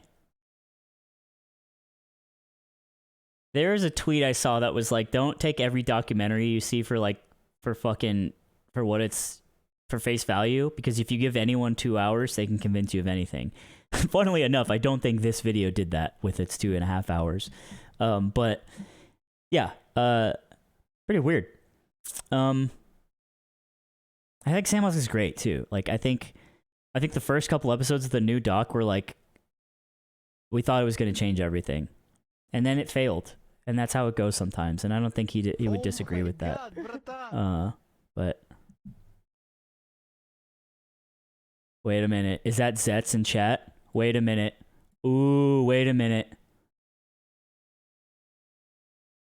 Is that Zets?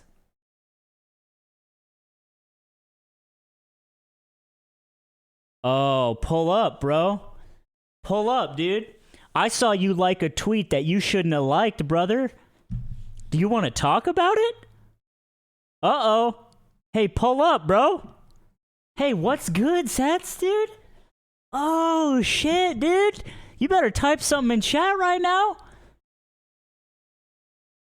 Ooh, every straight person that liked that tweet is on fucking Hood Watch. Ooh, the whole TikTok might come down, bro. Oh, it's not Zets? Alright, never mind. I thought that, sorry. Hey. Namaste.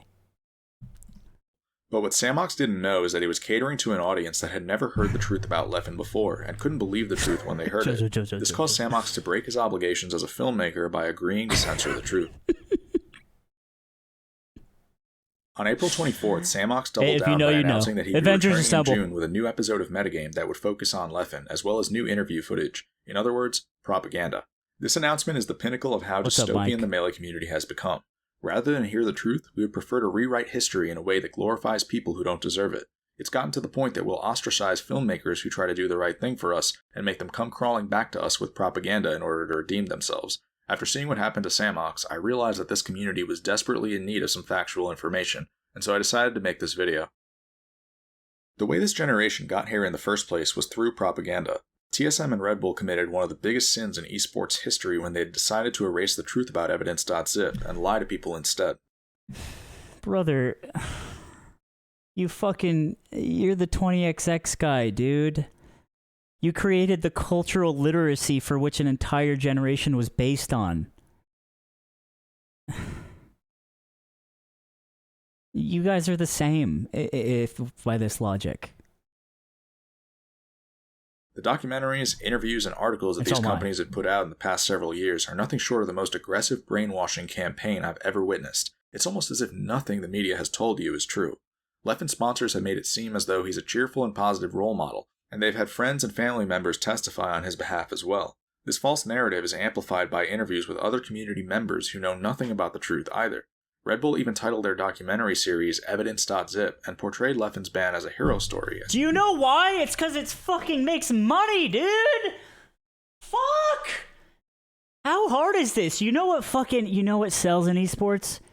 What's up, everybody? It's me to tell you the obvious shit again.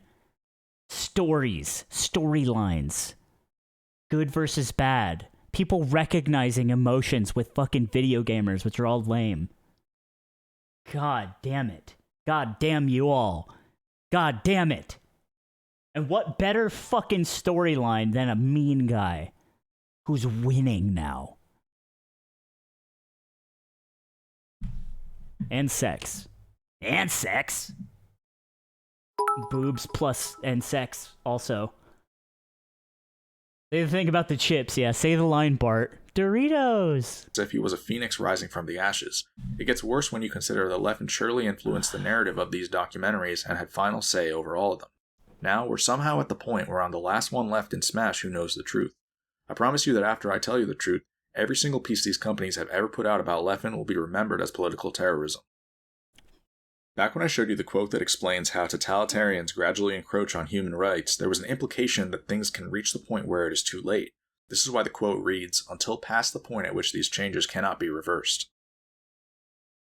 If you look at the current state of the media, the Smash community is rapidly approaching a checkmate situation. Leffen has professional propaganda, a social media sanctuary they created by blocking thousands of people, and a podcast named after his rhetoric. He will mob you on Twitter if you speak his name, and he has successfully defamed YouTubers whose views weren't in line with his. He's also on your TV screen when This is bad. This is bad because this is me.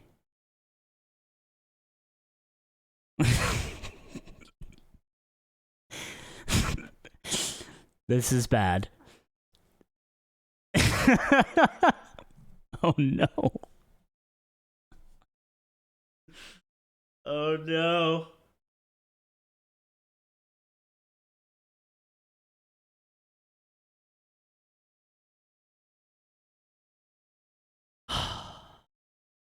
This is bad. you tune into tournaments he isn't playing in. What the community is now agreeing to do is erase the one shot they had at learning the truth and replace it with propaganda instead.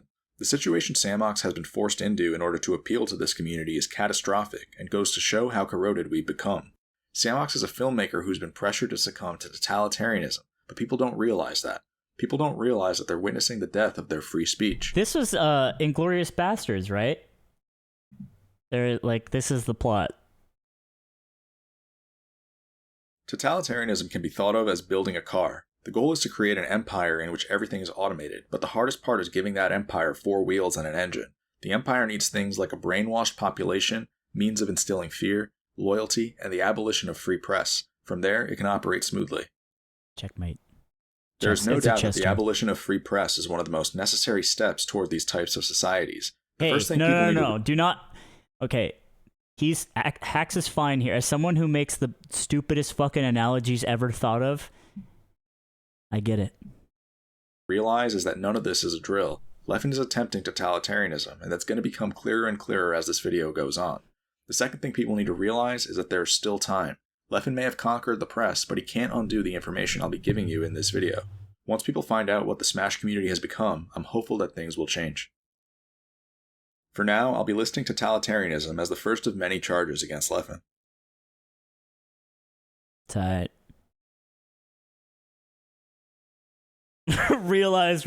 realize.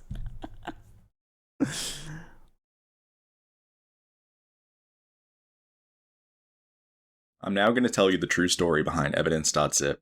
I'm violating multiple people's privacy by doing this, but there's no other choice. 10 years ago, I made a thread on Smash boards that advocated for a ledge grab limit being added to the Melee rule set. I knew this rule needed to be implemented for a lot of reasons, but at the time, people didn't realize that. What does having, what's his name? Twisted Fortune? Axe is really good at this character, right? Twisted Fate? I forget. What does this mean? This doesn't look like a nice guy. I assured people that one day they'd realize that I wasn't kidding. The same day I made my thread, a user named Leffen went well out of his way to destroy it. Leffen and I didn't even know each other, but he came across as incredibly angry and determined to undermine my credibility. He insulted me many times and told me that I was a moron for thinking that Ooh, Eggum catching fucking heat. camping the ledge is broken. 8 years later, Leffen would be begging tournament organizers to implement a ledge His grab fate limit do be because of how broken twisted. camping the ledge is, according to his own words. Players like HBox and Mutaking had shown that ledge camping needed to be banned by then. and Okay, so Leffen- also, I think this is a good thing to bring up. It's like, oh god, fucking, like, don't, it's just young, fucking, you can't, like, use that. And it's like, I don't really subscribe to that because I think that, like, we should be held somewhat responsible for things we said when we were younger, like, myself included, you know? Obviously, like, we don't understand, you know, and there's this level of, like, it's me against the world, I don't understand consequences, I don't understand empathy, I am, for all intents and purposes, a psychopath because I'm a teenager. And there's this idea that, like, he was only 15, he was only this and that, which I think is, like,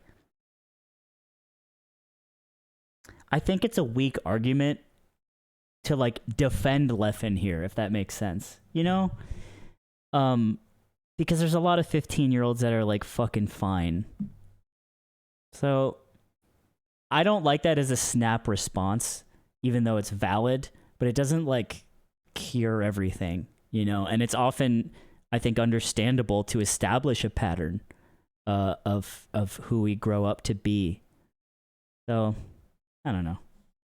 Not to say that this is, like, the worst thing ever. Sometimes you just fucking boom someone on a forum. listen to him. Back then, this wasn't as much of an issue, but it was still a huge one. As time went on, Leffen would destroy many of my threads, even though I'd never done anything to him, and it began to intrude on my free speech pretty severely. In February 2012, I'd had enough, and so I condemned Leffen in a post that told him to never use my name again. I also let him know that he was a menace who would inevitably cause the community problems in the future. After I made my post, Leffen's harassment didn't just get worse, it turned into stalking. I couldn't really go anywhere. Dude, I've said this all the time to people. Wait, I haven't said that. Not wanting a lot as a teenager. Smashboards was the only form of social media back then, Leffen being there, and it didn't just get worse. It turned into I have said this a lot. That this is like the worst thing I've ever read. That you as a poster will mean nothing to me and we'll both, you know, go until we both die without hopefully ever crossing paths. to stalking. I couldn't really go anywhere on the boards without Leffen being there, and it began to affect me a lot as a teenager. Smashboards was the only form of social media back then, and so this reached the point of me not wanting to sign onto social media at all. By early 2013, things had gotten to the point where I knew that Leffen needed to be banned from the community, and so I reached out to Armada. What Armada told me in response caught me by surprise. Armada told me that there was already a team of Swedes working to ban Leffen, and that I was welcome to join them. This is how I became involved with evidence.zip. When Armada declared Leffen's ban official on February You know, I think that's a really good point, actually. It's like, if you spend your fucking life on a forum and someone keeps fucking with you, and it's like Discord. Like, Discord's the modern day version of forums, and there's someone there that just bullies you all the time. That does suck, I think. And I think not as sort of like to pad out Hax's argument, but to also to understand why he might end up making this fucking video 10 years later. You know what I mean? This makes a little more sense. It's more of like, I'm trying to boom the guy who fucked with me a lot. You know, by quoting Hitler, which maybe doesn't work. 2013, he It's published... it's not a stretch, because it's just like, it's putting threads together, you know? some, but not all, Bullying of hurts. evidence.zip. This is because evidence.zip consisted of two parts, public forum posts and private testimonies. What you're looking at is the folder that was originally distributed to the public, which contained the forum posts. I'm the one who compiled the document with Leffen's Smashboards forum posts, which is why some people think I created evidence.zip. I didn't necessarily create evidence.zip, because other than that, I was just another person who testified. However, it is true that I bridged the gap between Sweden and North America. The private testimonies within evidence.zip were never released due to their private nature. I'm going to betray several of my friends by showing them to you, because the world needs to see them. Evidence.zip consisted of 3 Swedish players, 3 Swedish TOs, and 3 American players. One of the American players and all 3 of the Swedish players are what we'll call prospects. These were people who felt that Leffen had made it his goal to remove them from the Smash community. I just so happened to be the sole American prospect. Other than that, there were 5 more people who felt that what they witnessed was more than enough to warrant banning Leffen. Armada was one of those 5 people. There's also a 10th document titled Letter to Genesis 3 Staff that was written by the Swedes collectively. Genesis 3 was originally supposed to happen in summer 2013, hence the title of the letter. There's only one document I can't show you, and that is the third Swedish Smasher's testimony. There are reasons I can't get into this testimony, so I'll be skipping it.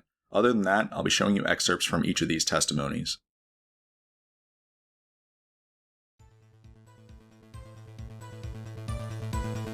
No way. You're not playing the Ace Attorney music trying to be... Like, at what point... Okay, is this like... Is this a giant play where it's like... I guess I'm only 40 minutes in. But is this a giant play where it's like... You are hedging your bet that you could retroactively go and... Or you could retcon it as a shitpost? Because it's like... Dude, I put Ace Attorney music in it. Like, you thought I was being serious? Because that would be smart. However, I'm just trying to figure out what's going on here. I thought you were playing it and I thought it was inappropriate. Not me, man.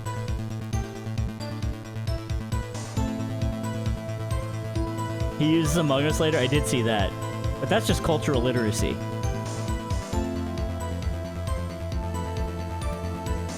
He had an editor do it? Maybe the editor thought it was satire? Imagine the miscommunication there. No, that's not... I know you're making a joke, but imagine the editor's like, okay, I finished the video. You want to watch Final Cut? He's like, yeah, sure. And then Hax is just like watching and the Ace Attorney music comes on. And he's like, this was good. This was a good choice by them. I'll now pay you $50 or whatever.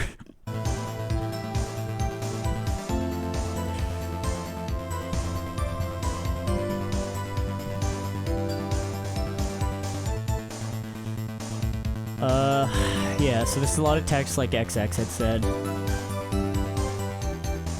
Afraid of what Leffen would do to them, find their way against them, guilt trip with lies, ask for forgiveness but not stop from being rude IRL.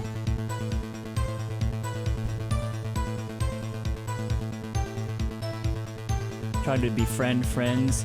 Dude, okay, I will say, you know, independent of this whole situation, which I am so far removed from because I'm also not Swedish, and I'm pretty sure Swedish people just like when they want to become friends, they just like smash like ice sculptures on each other's heads. I don't know how they work. But ultimately, I do think that being bullied a lot in school at a young age, at a teenage age, is like, it fucking sucks. And it changes you. Even small shit changes you. Getting made fun of for one little baby thing, it changes like maybe the way you walk for the rest of your life. Real shit. And I think if Leffen's someone who did that, it's like, yeah, you should kind of like confront that as Leffen and kind of like break bread and make peace and see if you can... Maybe he did, I don't know. But that's independent of like this video, which is like trying to establish that Leffen is a psychopath and, you know, who eats corpses. And is that also now, but with more power? Just like, I think a hard thread to kind of connect. But ultimately, I think that also goes back to, if Hax felt this way growing up from Leffen on the internet, also very scarring, you know? TLDR is fuck bullies, man. It is such a... Oh, it's a hard situation.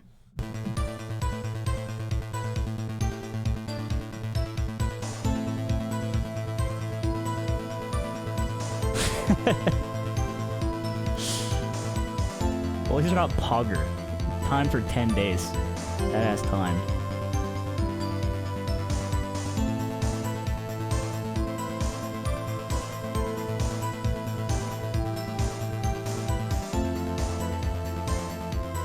Bully for PS2 is poggers. Amazing soundtrack. Bullies are L.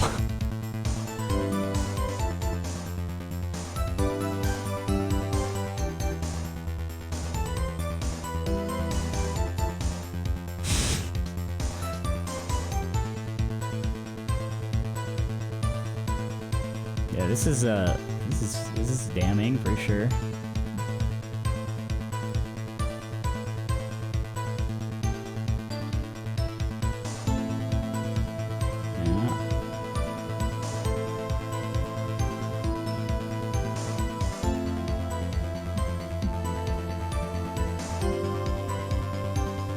And, you know, to kind of go back to what I was saying earlier, was like, oh, he was young, and, like, it doesn't absolve you in, like, the way it's, like, a snap thing, like, oh, duh, he was just young. It's more of, like, they were young, this is them now, hopefully the person themselves addressing it. Not even talking about Leffen, again, in particular, but, like, for instance, myself, like, on some, like, old forums, you know, if I'd said stuff that was problematic today, which I probably did, I can't remember, but you know what, in World of Warcraft, I definitely did. Not even gonna cap. And it's like, the idea is that, like, you can't just say, LOL, I was 15, or LOL, I was this age. You just gotta own it and be like, yeah, it was a different time. Realize now that's fucked up. If you hate me for this, that's understandable. And you kind of move on. But it's about ownership rather than snap, just like, disappear, I was 15. You know?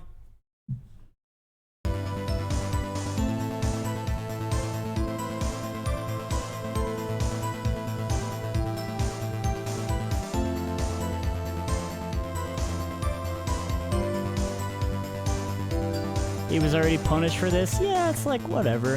I don't know. Did that help? Maybe he was still mean. I don't fucking know. But either way, I think the Leffen now is not the kid he was, for sure. At least from what I've seen by interacting with him as a person. I don't think he's a dark triad, for sure.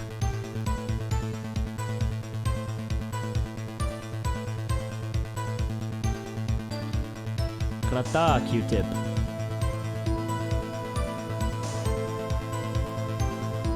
It's a bit different saying those things on a forum and bullying IRL. It's different, but it shouldn't be. Sorry, what was up? What was the question mark? Oh. Why put that? You know, it's like, yeah, it is different, but I don't think that should be like, oh, it was just online. Because I think it can equally suck, and that's not okay.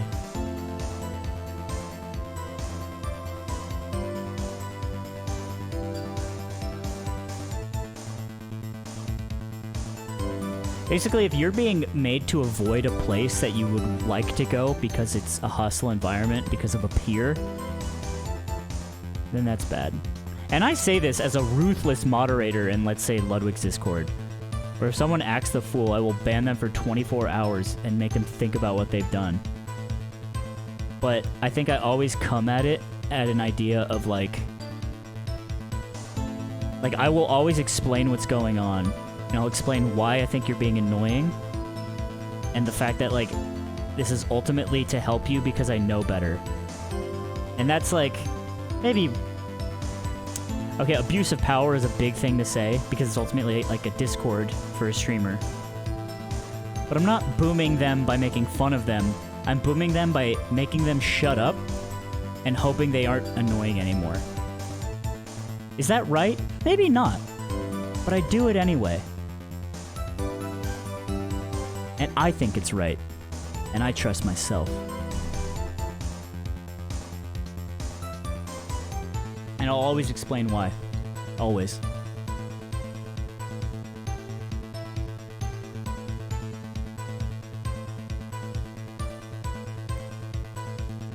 And maybe I'm Dark Triad. Yeah, he's... You know, it's funny for how long this video is, he doesn't spend a lot of time on this text. I'm gonna skip this. But I think, yeah, this is understood. Who this is. I bet Mike knows. Mike the old head. Sorry, no leaks, no leaks. Alright, Ace Attorney music is over.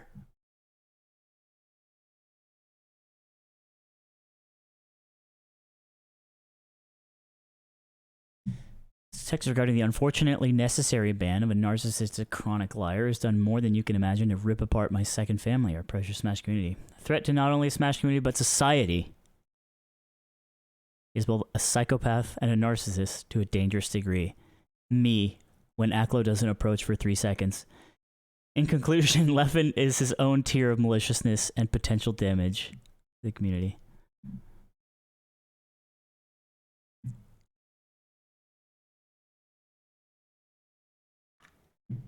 After reading these testimonies, it should be clear why I've been telling you that this community will be destroyed in another 10 years. We've been on a time bomb this entire time, and the press has done nothing but cover it up.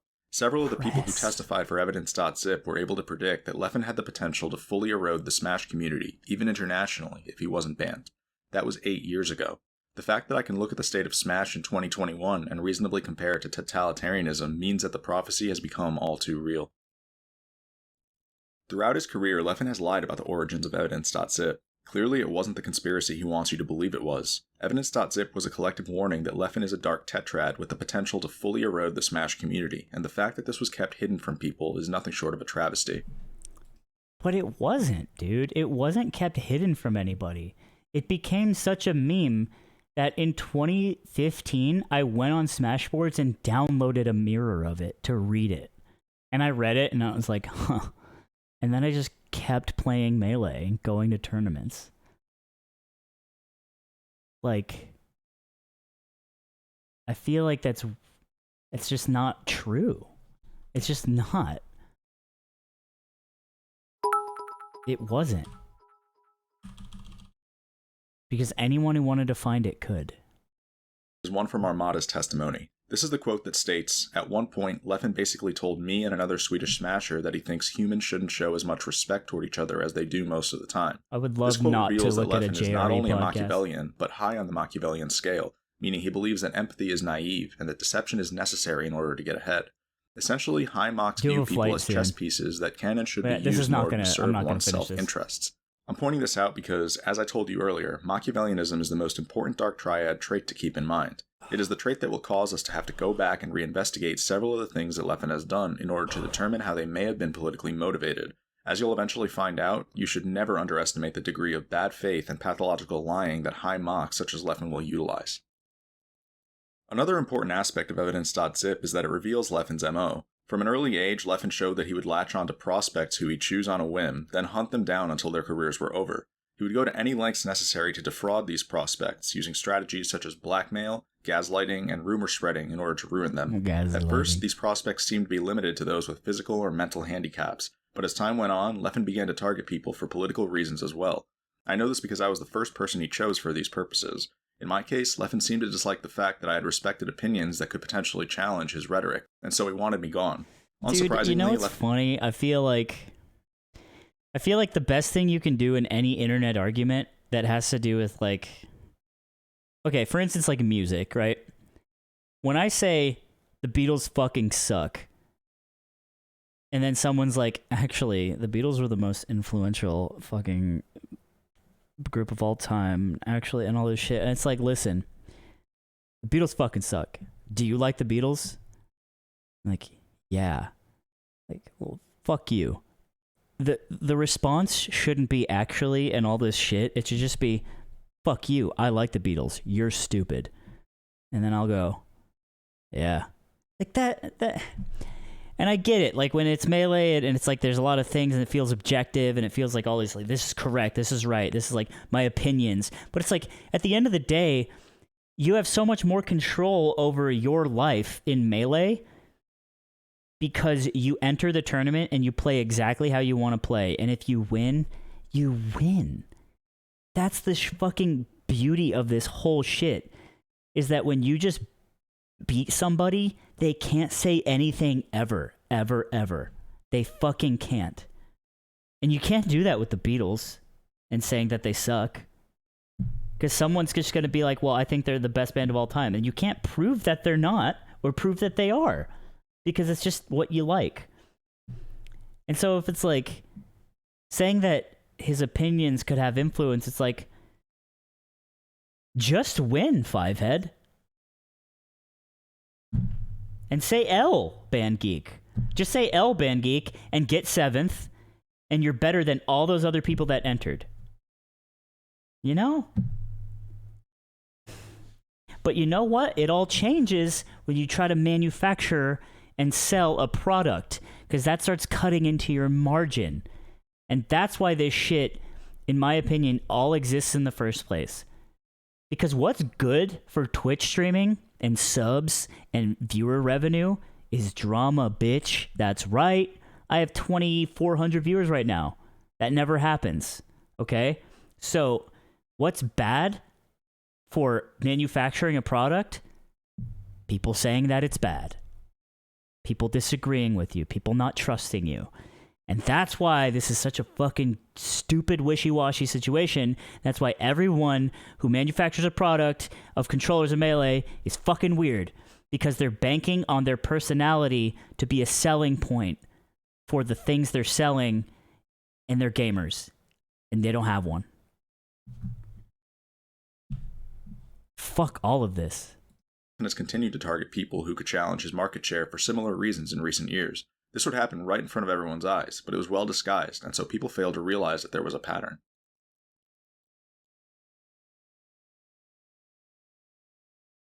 Drama should be the best thing to happen to you as a fucking streamer and a content creator and a player. You should also know about what happened directly after evidence.zip, because the press has lied to you about that too. Directly after Leffen was banned, he made it clear that evidence.zip was a conspiracy and that he'd been wronged. He even said that he wanted to leave his past behind and cut ties with the Smash community.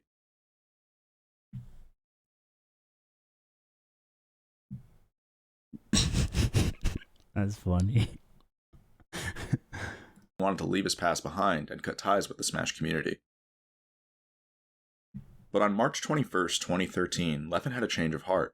He suddenly decided that he was sorry for everything, and he confessed to several of the things that he had done, citing depression and anxiety as the motivating factors. The apology Leffen issued got covered by the Score Esports' documentary on him from 2018, which has 1.5 million views.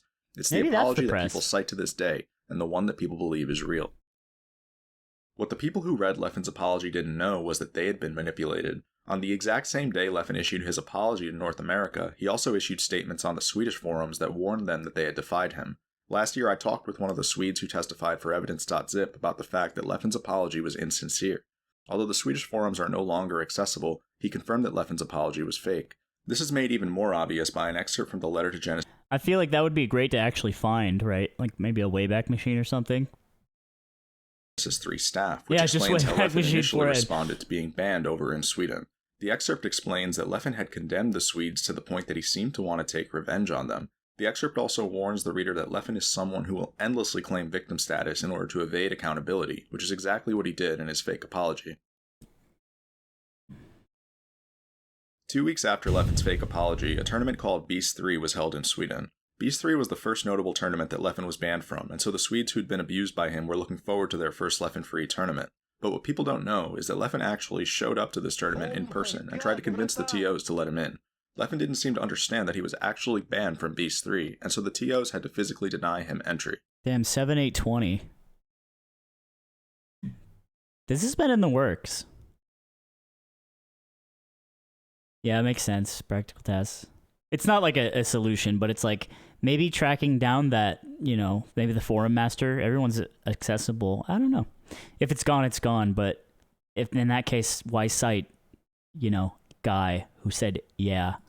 Around this same time, I was emailing Mr. Wizard about banning Leffen from EVO 2013. I was transparent about the fact that this was a complicated case and that it wasn't going to be easy to convey why a ban was necessary. You guys want to see something funny? Hold on. This just reminded me. I'm going to end on this, actually. Maybe I pick this up, but maybe when I get back, the fucking drama won't be as hot. No, fuck that guy. Gmail. Where did I send this?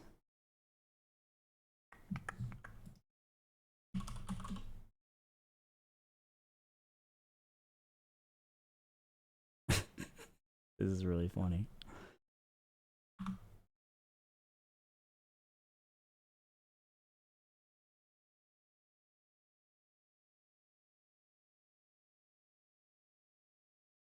Paint. Do this.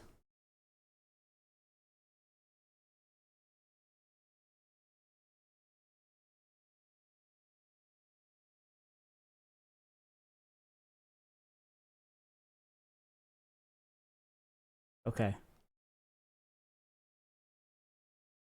Save. Sorry, this is boring.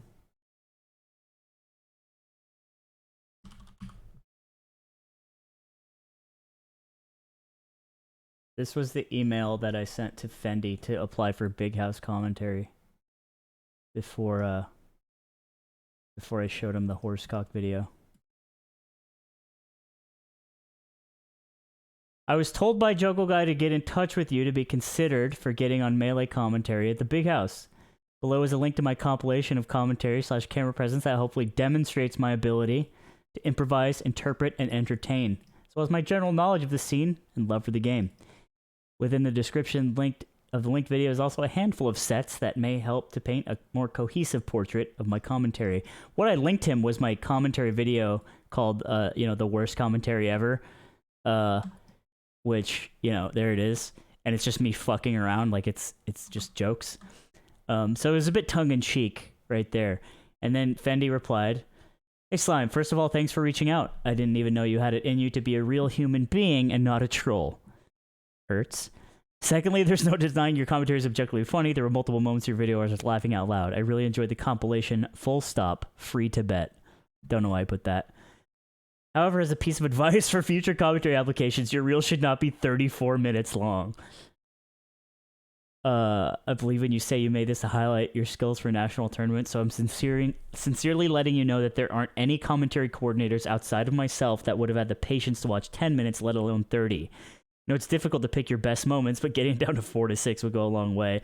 And to that, I thought, but you watched it.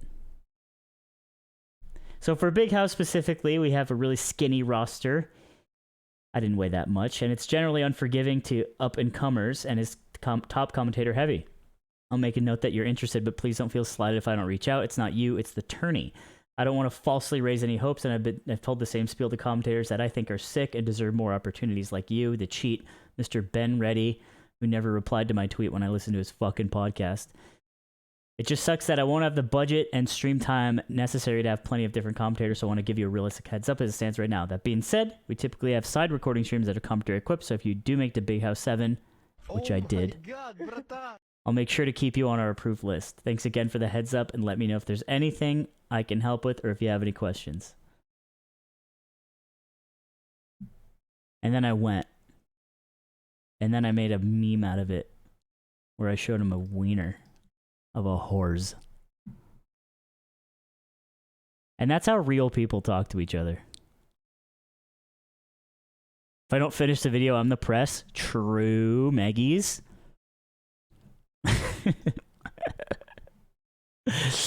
Whores lady.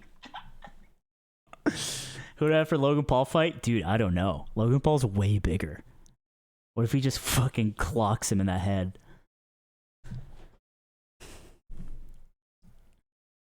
Unfortunately, the Evo staff would end up rejecting the case on the basis of no physical assault, which is exactly what I feared would happen. A few months later, I flew to Vegas for Evo 2013. The first night... Imagine he instigates a fight to get fucking knocked out or something. That's a huge play. Fuck, man, you want to be a big brain?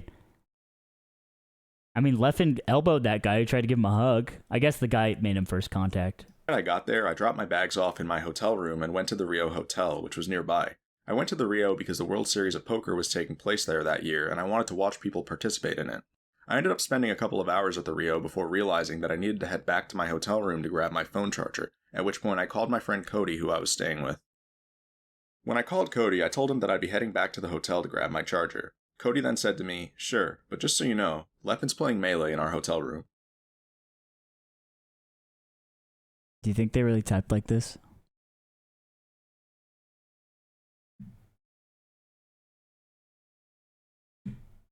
I mean, he didn't know what criminology meant.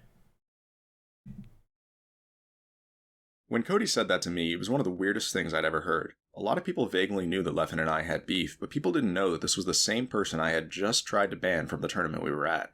Of all the people who could have ended up in my hotel room, the fact that it was Leffen wasn't a coincidence. He wanted to cause some sort of disturbance, and he succeeded.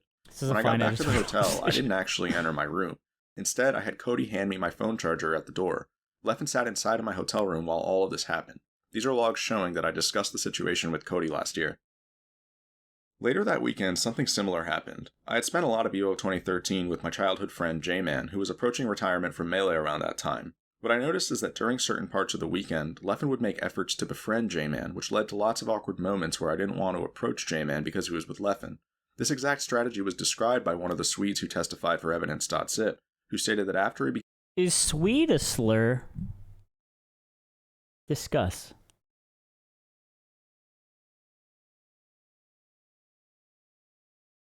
Not yet.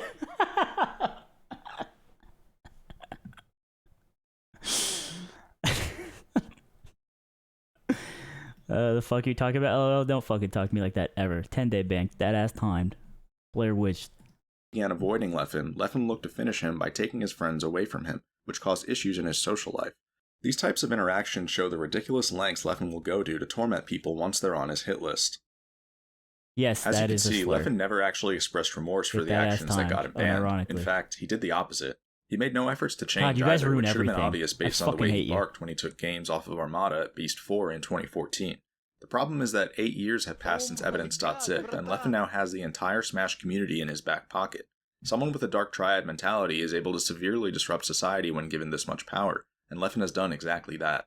However, people haven't been viewing things from this angle, and so they never saw any of it. What's dark beta behavior? I think it's just like messaging like with a lot of smiley faces to a girl you like, while not telling her how you feel. Beating off a lot. As I said earlier, Leffen would eventually transition into a full-fledged political con artist. The goal of his cons can be summed up in one phrase: Don't make it socioeconomic personal, resource man. transfer. Leffen is a Machiavellian who will do anything to get ahead socioeconomically, which means he'll go to unthinkable lengths to acquire fame and fortune. Between these two things, fame is Leffen's priority. He wants people to be controlled and underneath him so that he can continue to broaden his influence. I'll be showing you how Leffen has exploited the Smash community many times in order to achieve this. Another term you should be familiar with is socioeconomic resource drain. This term is appropriate because it describes the fact that Leffen often targets people such as myself who he views as political adversaries. Leffen's goal here is to drain his adversaries socioeconomically in order to further secure his position. This is a standard strategy for achieving totalitarianism. In Nazi Germany, for example, Hitler purged a large group within the Nazi Party in 1934. He viewed the people within this group as potential threats to his ascent, and so he needed them gone. Surely enough, this scheme was instrumental in Hitler's rise. Finally, I'm gonna stop there. I might revisit this. It might be too cold at that point, but this has been fun. Funnily enough, when I had my second vaccine dose and I was like I was pretty messed up and I was just in bed, I just watched a bunch of history documentaries on YouTube. So I think like at that point, a lot of it was the Israel-Palestine conflict because I wanted to learn more about it. So I think at this point I know as much history as Hax does at this point, which is pretty cool. So I watched some World War II stuff as well. So as a fellow historian and patrician, this is all pretty sound. And what people also don't know is that Leffen, he killed a guy. Leffen killed a guy. I forgot to bring that up. It was in England. Took a pocket knife and was like 17 times, 16 times. Anyway, I'm gonna go. I got some stuff to do. And I hope you guys had fun. I'll see you later. Bye.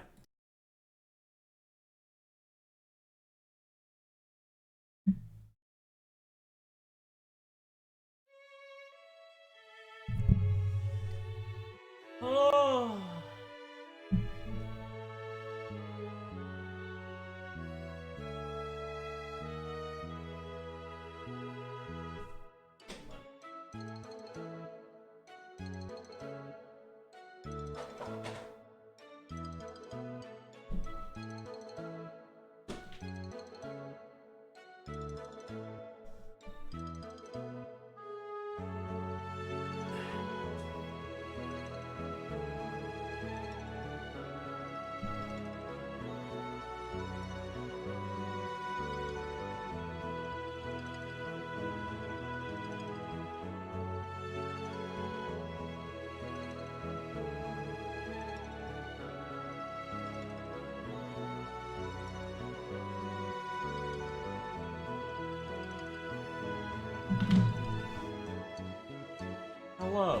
my god, brata! How far in did you get last time? Whoa, they changed my text to speech. She's a different girl now. I got like 54 minutes in. I'm not jolly. Don't call me jolly.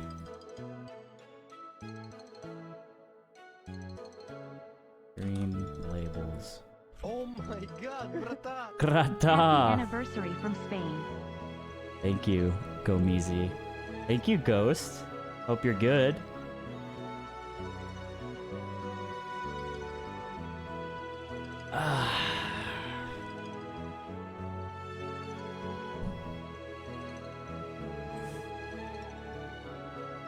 Oh, I was just doing some light reading, is all.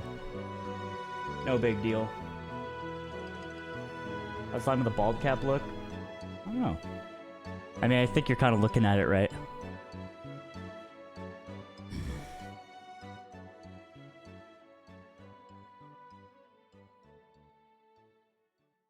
So what's up with the whole had thing? Do your own goddamn reason. I'm not fucking Google for you, bro. Get that ass banned 10 days. Blair Witched. Slime with only a ponytail. I had a dream, no shit, 2 nights ago that I had only a ponytail. And I was at a restaurant, spy, and I was trying to find someone in a restaurant as a spy.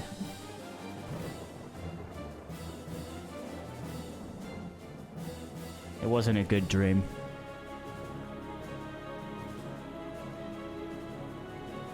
You consider someone bald if they shave their head by choice, like Aang the Avatar? Yes. What the fuck else would he be?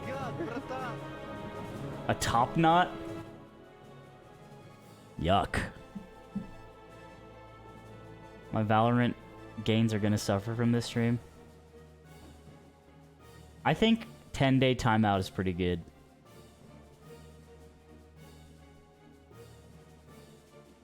I was thinking about when, like, tournaments are back and Leffen's, like, playing the video game, chat's just gonna be like, this is Dark Tetrad power. There's Rick in Rick and Morty Fortnite?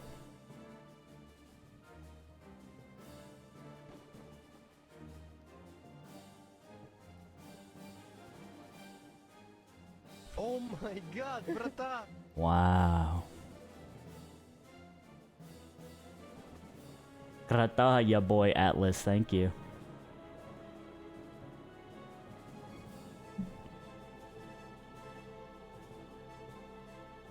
Oh my god, brata!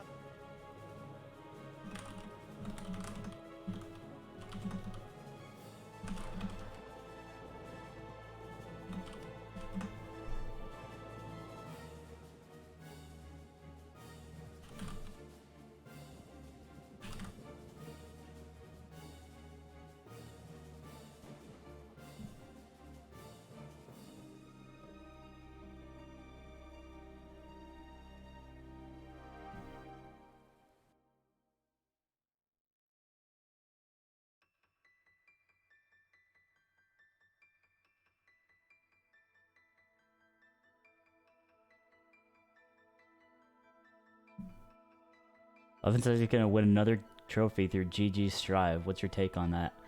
What do you mean, what's my take? I hate people who ask what my take is, man. Because it confirms the fucking fear that I've always had, is that people consider me a pundit. Which makes me like Tucker Carlson. Fuck you, dude.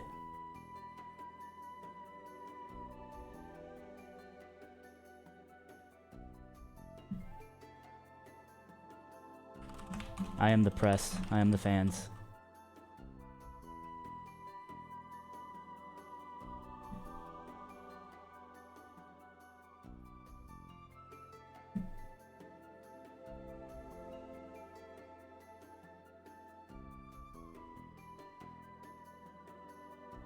All right.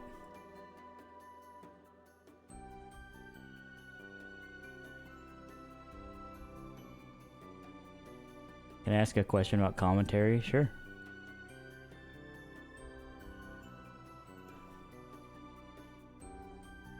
What's your take on this? Like you're a goddamn reporter. 10 days. That ass timed. How did you get the courage to get on the mic for that first time? I didn't care what people thought because it was fucking video games, man.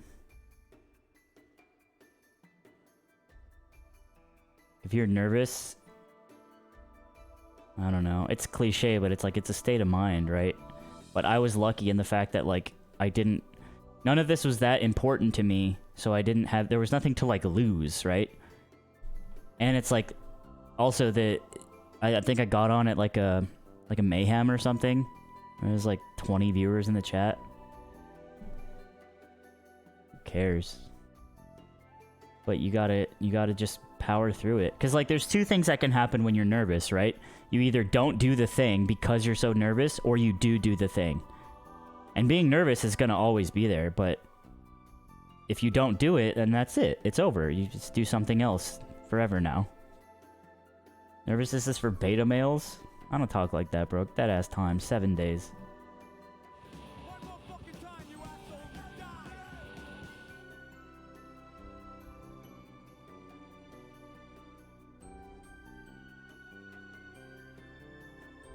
I miss doing commentary, although upon reflection, mine was pretty bad. I'm in the same boat. When Krunker Seinfeld? When Jerry get iPad. Of course. I think you should know that, Michael. Alright. Let's get into it.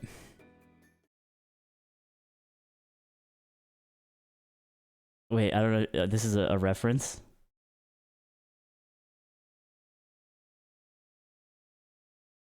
Anyone you had in mind when you made the tweet about people fucking with hacks behind the scenes? Yes. Yes. Don't link that in the chat. You ruined my veil. Alright. We're gonna get into it. It's gonna be a long one. I'm gonna be stopping, talking a lot, all that shit. My God, brata. Remember when the press you wouldn't let me show the Reagan whiteboard thing? That's not true. That's not true, Mikey. You showed whatever you want on that whiteboard. Did I tell you not to say that Ronald Reagan invented AIDS on the Shine stream? Maybe I did do that. And maybe I am the enemy. Don't show that, slime. Hey, if you said it, I said it. All right. We're gonna... I got the timestamp back where we had stopped last time. We're just gonna get into it.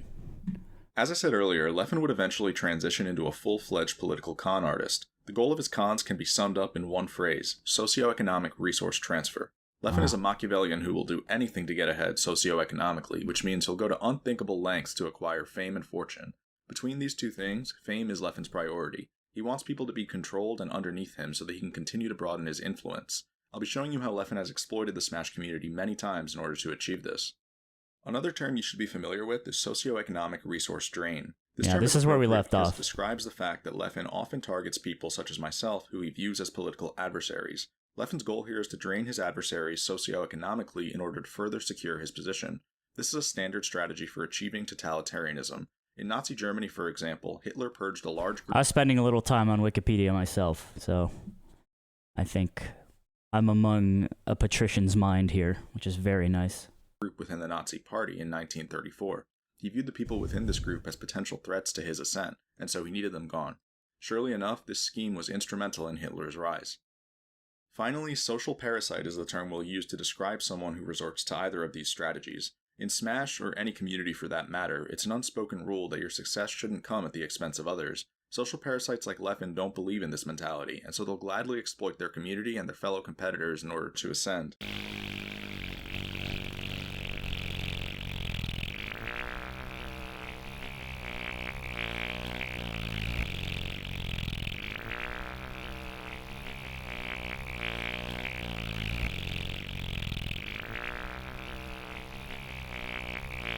What?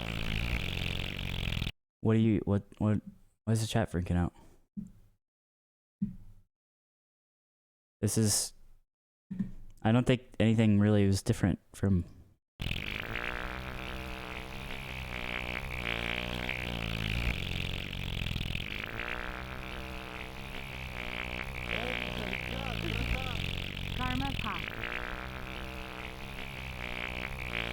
That's a really good point too. I think, you know, is like, I mean, the thing is, there's a lot going on in this video.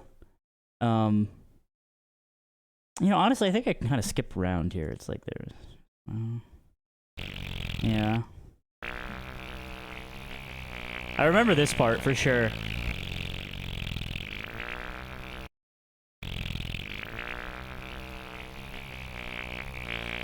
Yeah, the tracksuit, more about the tracksuit. Right. Yeah, so I saw a clip of this too, and I was like, that's not really how it works, you know, behind the scenes, but it's like, I get it.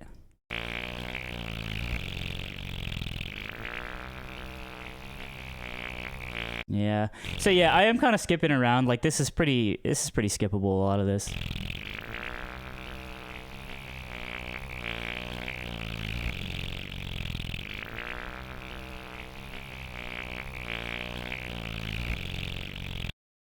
Well, let's just, you know what? Let's just cut to the chase here. Let's just see.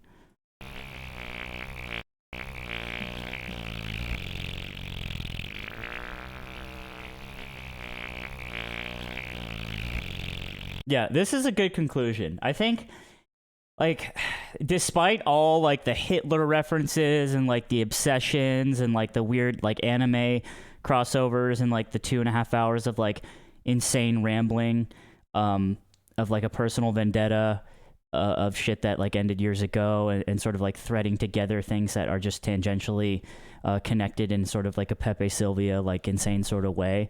If you, like, don't look at all of that, then there's a lot of like really good stuff in here, and this conclusion right here does it does justice to the rest of the video.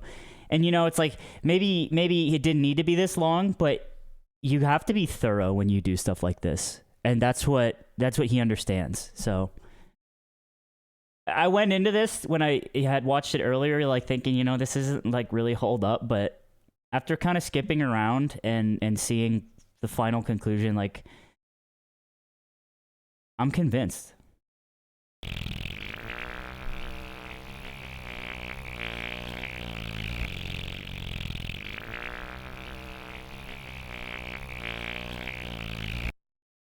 To conclude the video, there is no denying that something massively evil has infested the Smash community.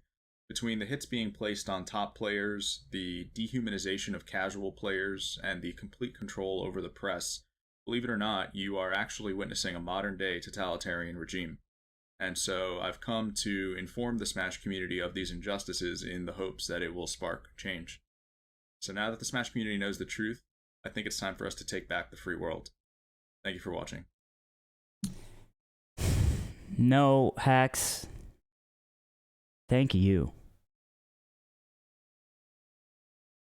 Thank you. Well, that's it. I watched the whole video. You know, I skipped over a lot of the parts, but I think I can, as a fellow intellectual who reads Wikipedia, I think I can really put it together. And this really opened my eyes to a lot that was going on here, and I will never forget it.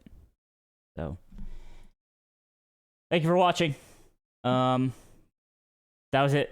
I finished the video. I finished the video. Like, comment, subscribe. Like to my Bluetooth page. Like, comment, subscribe.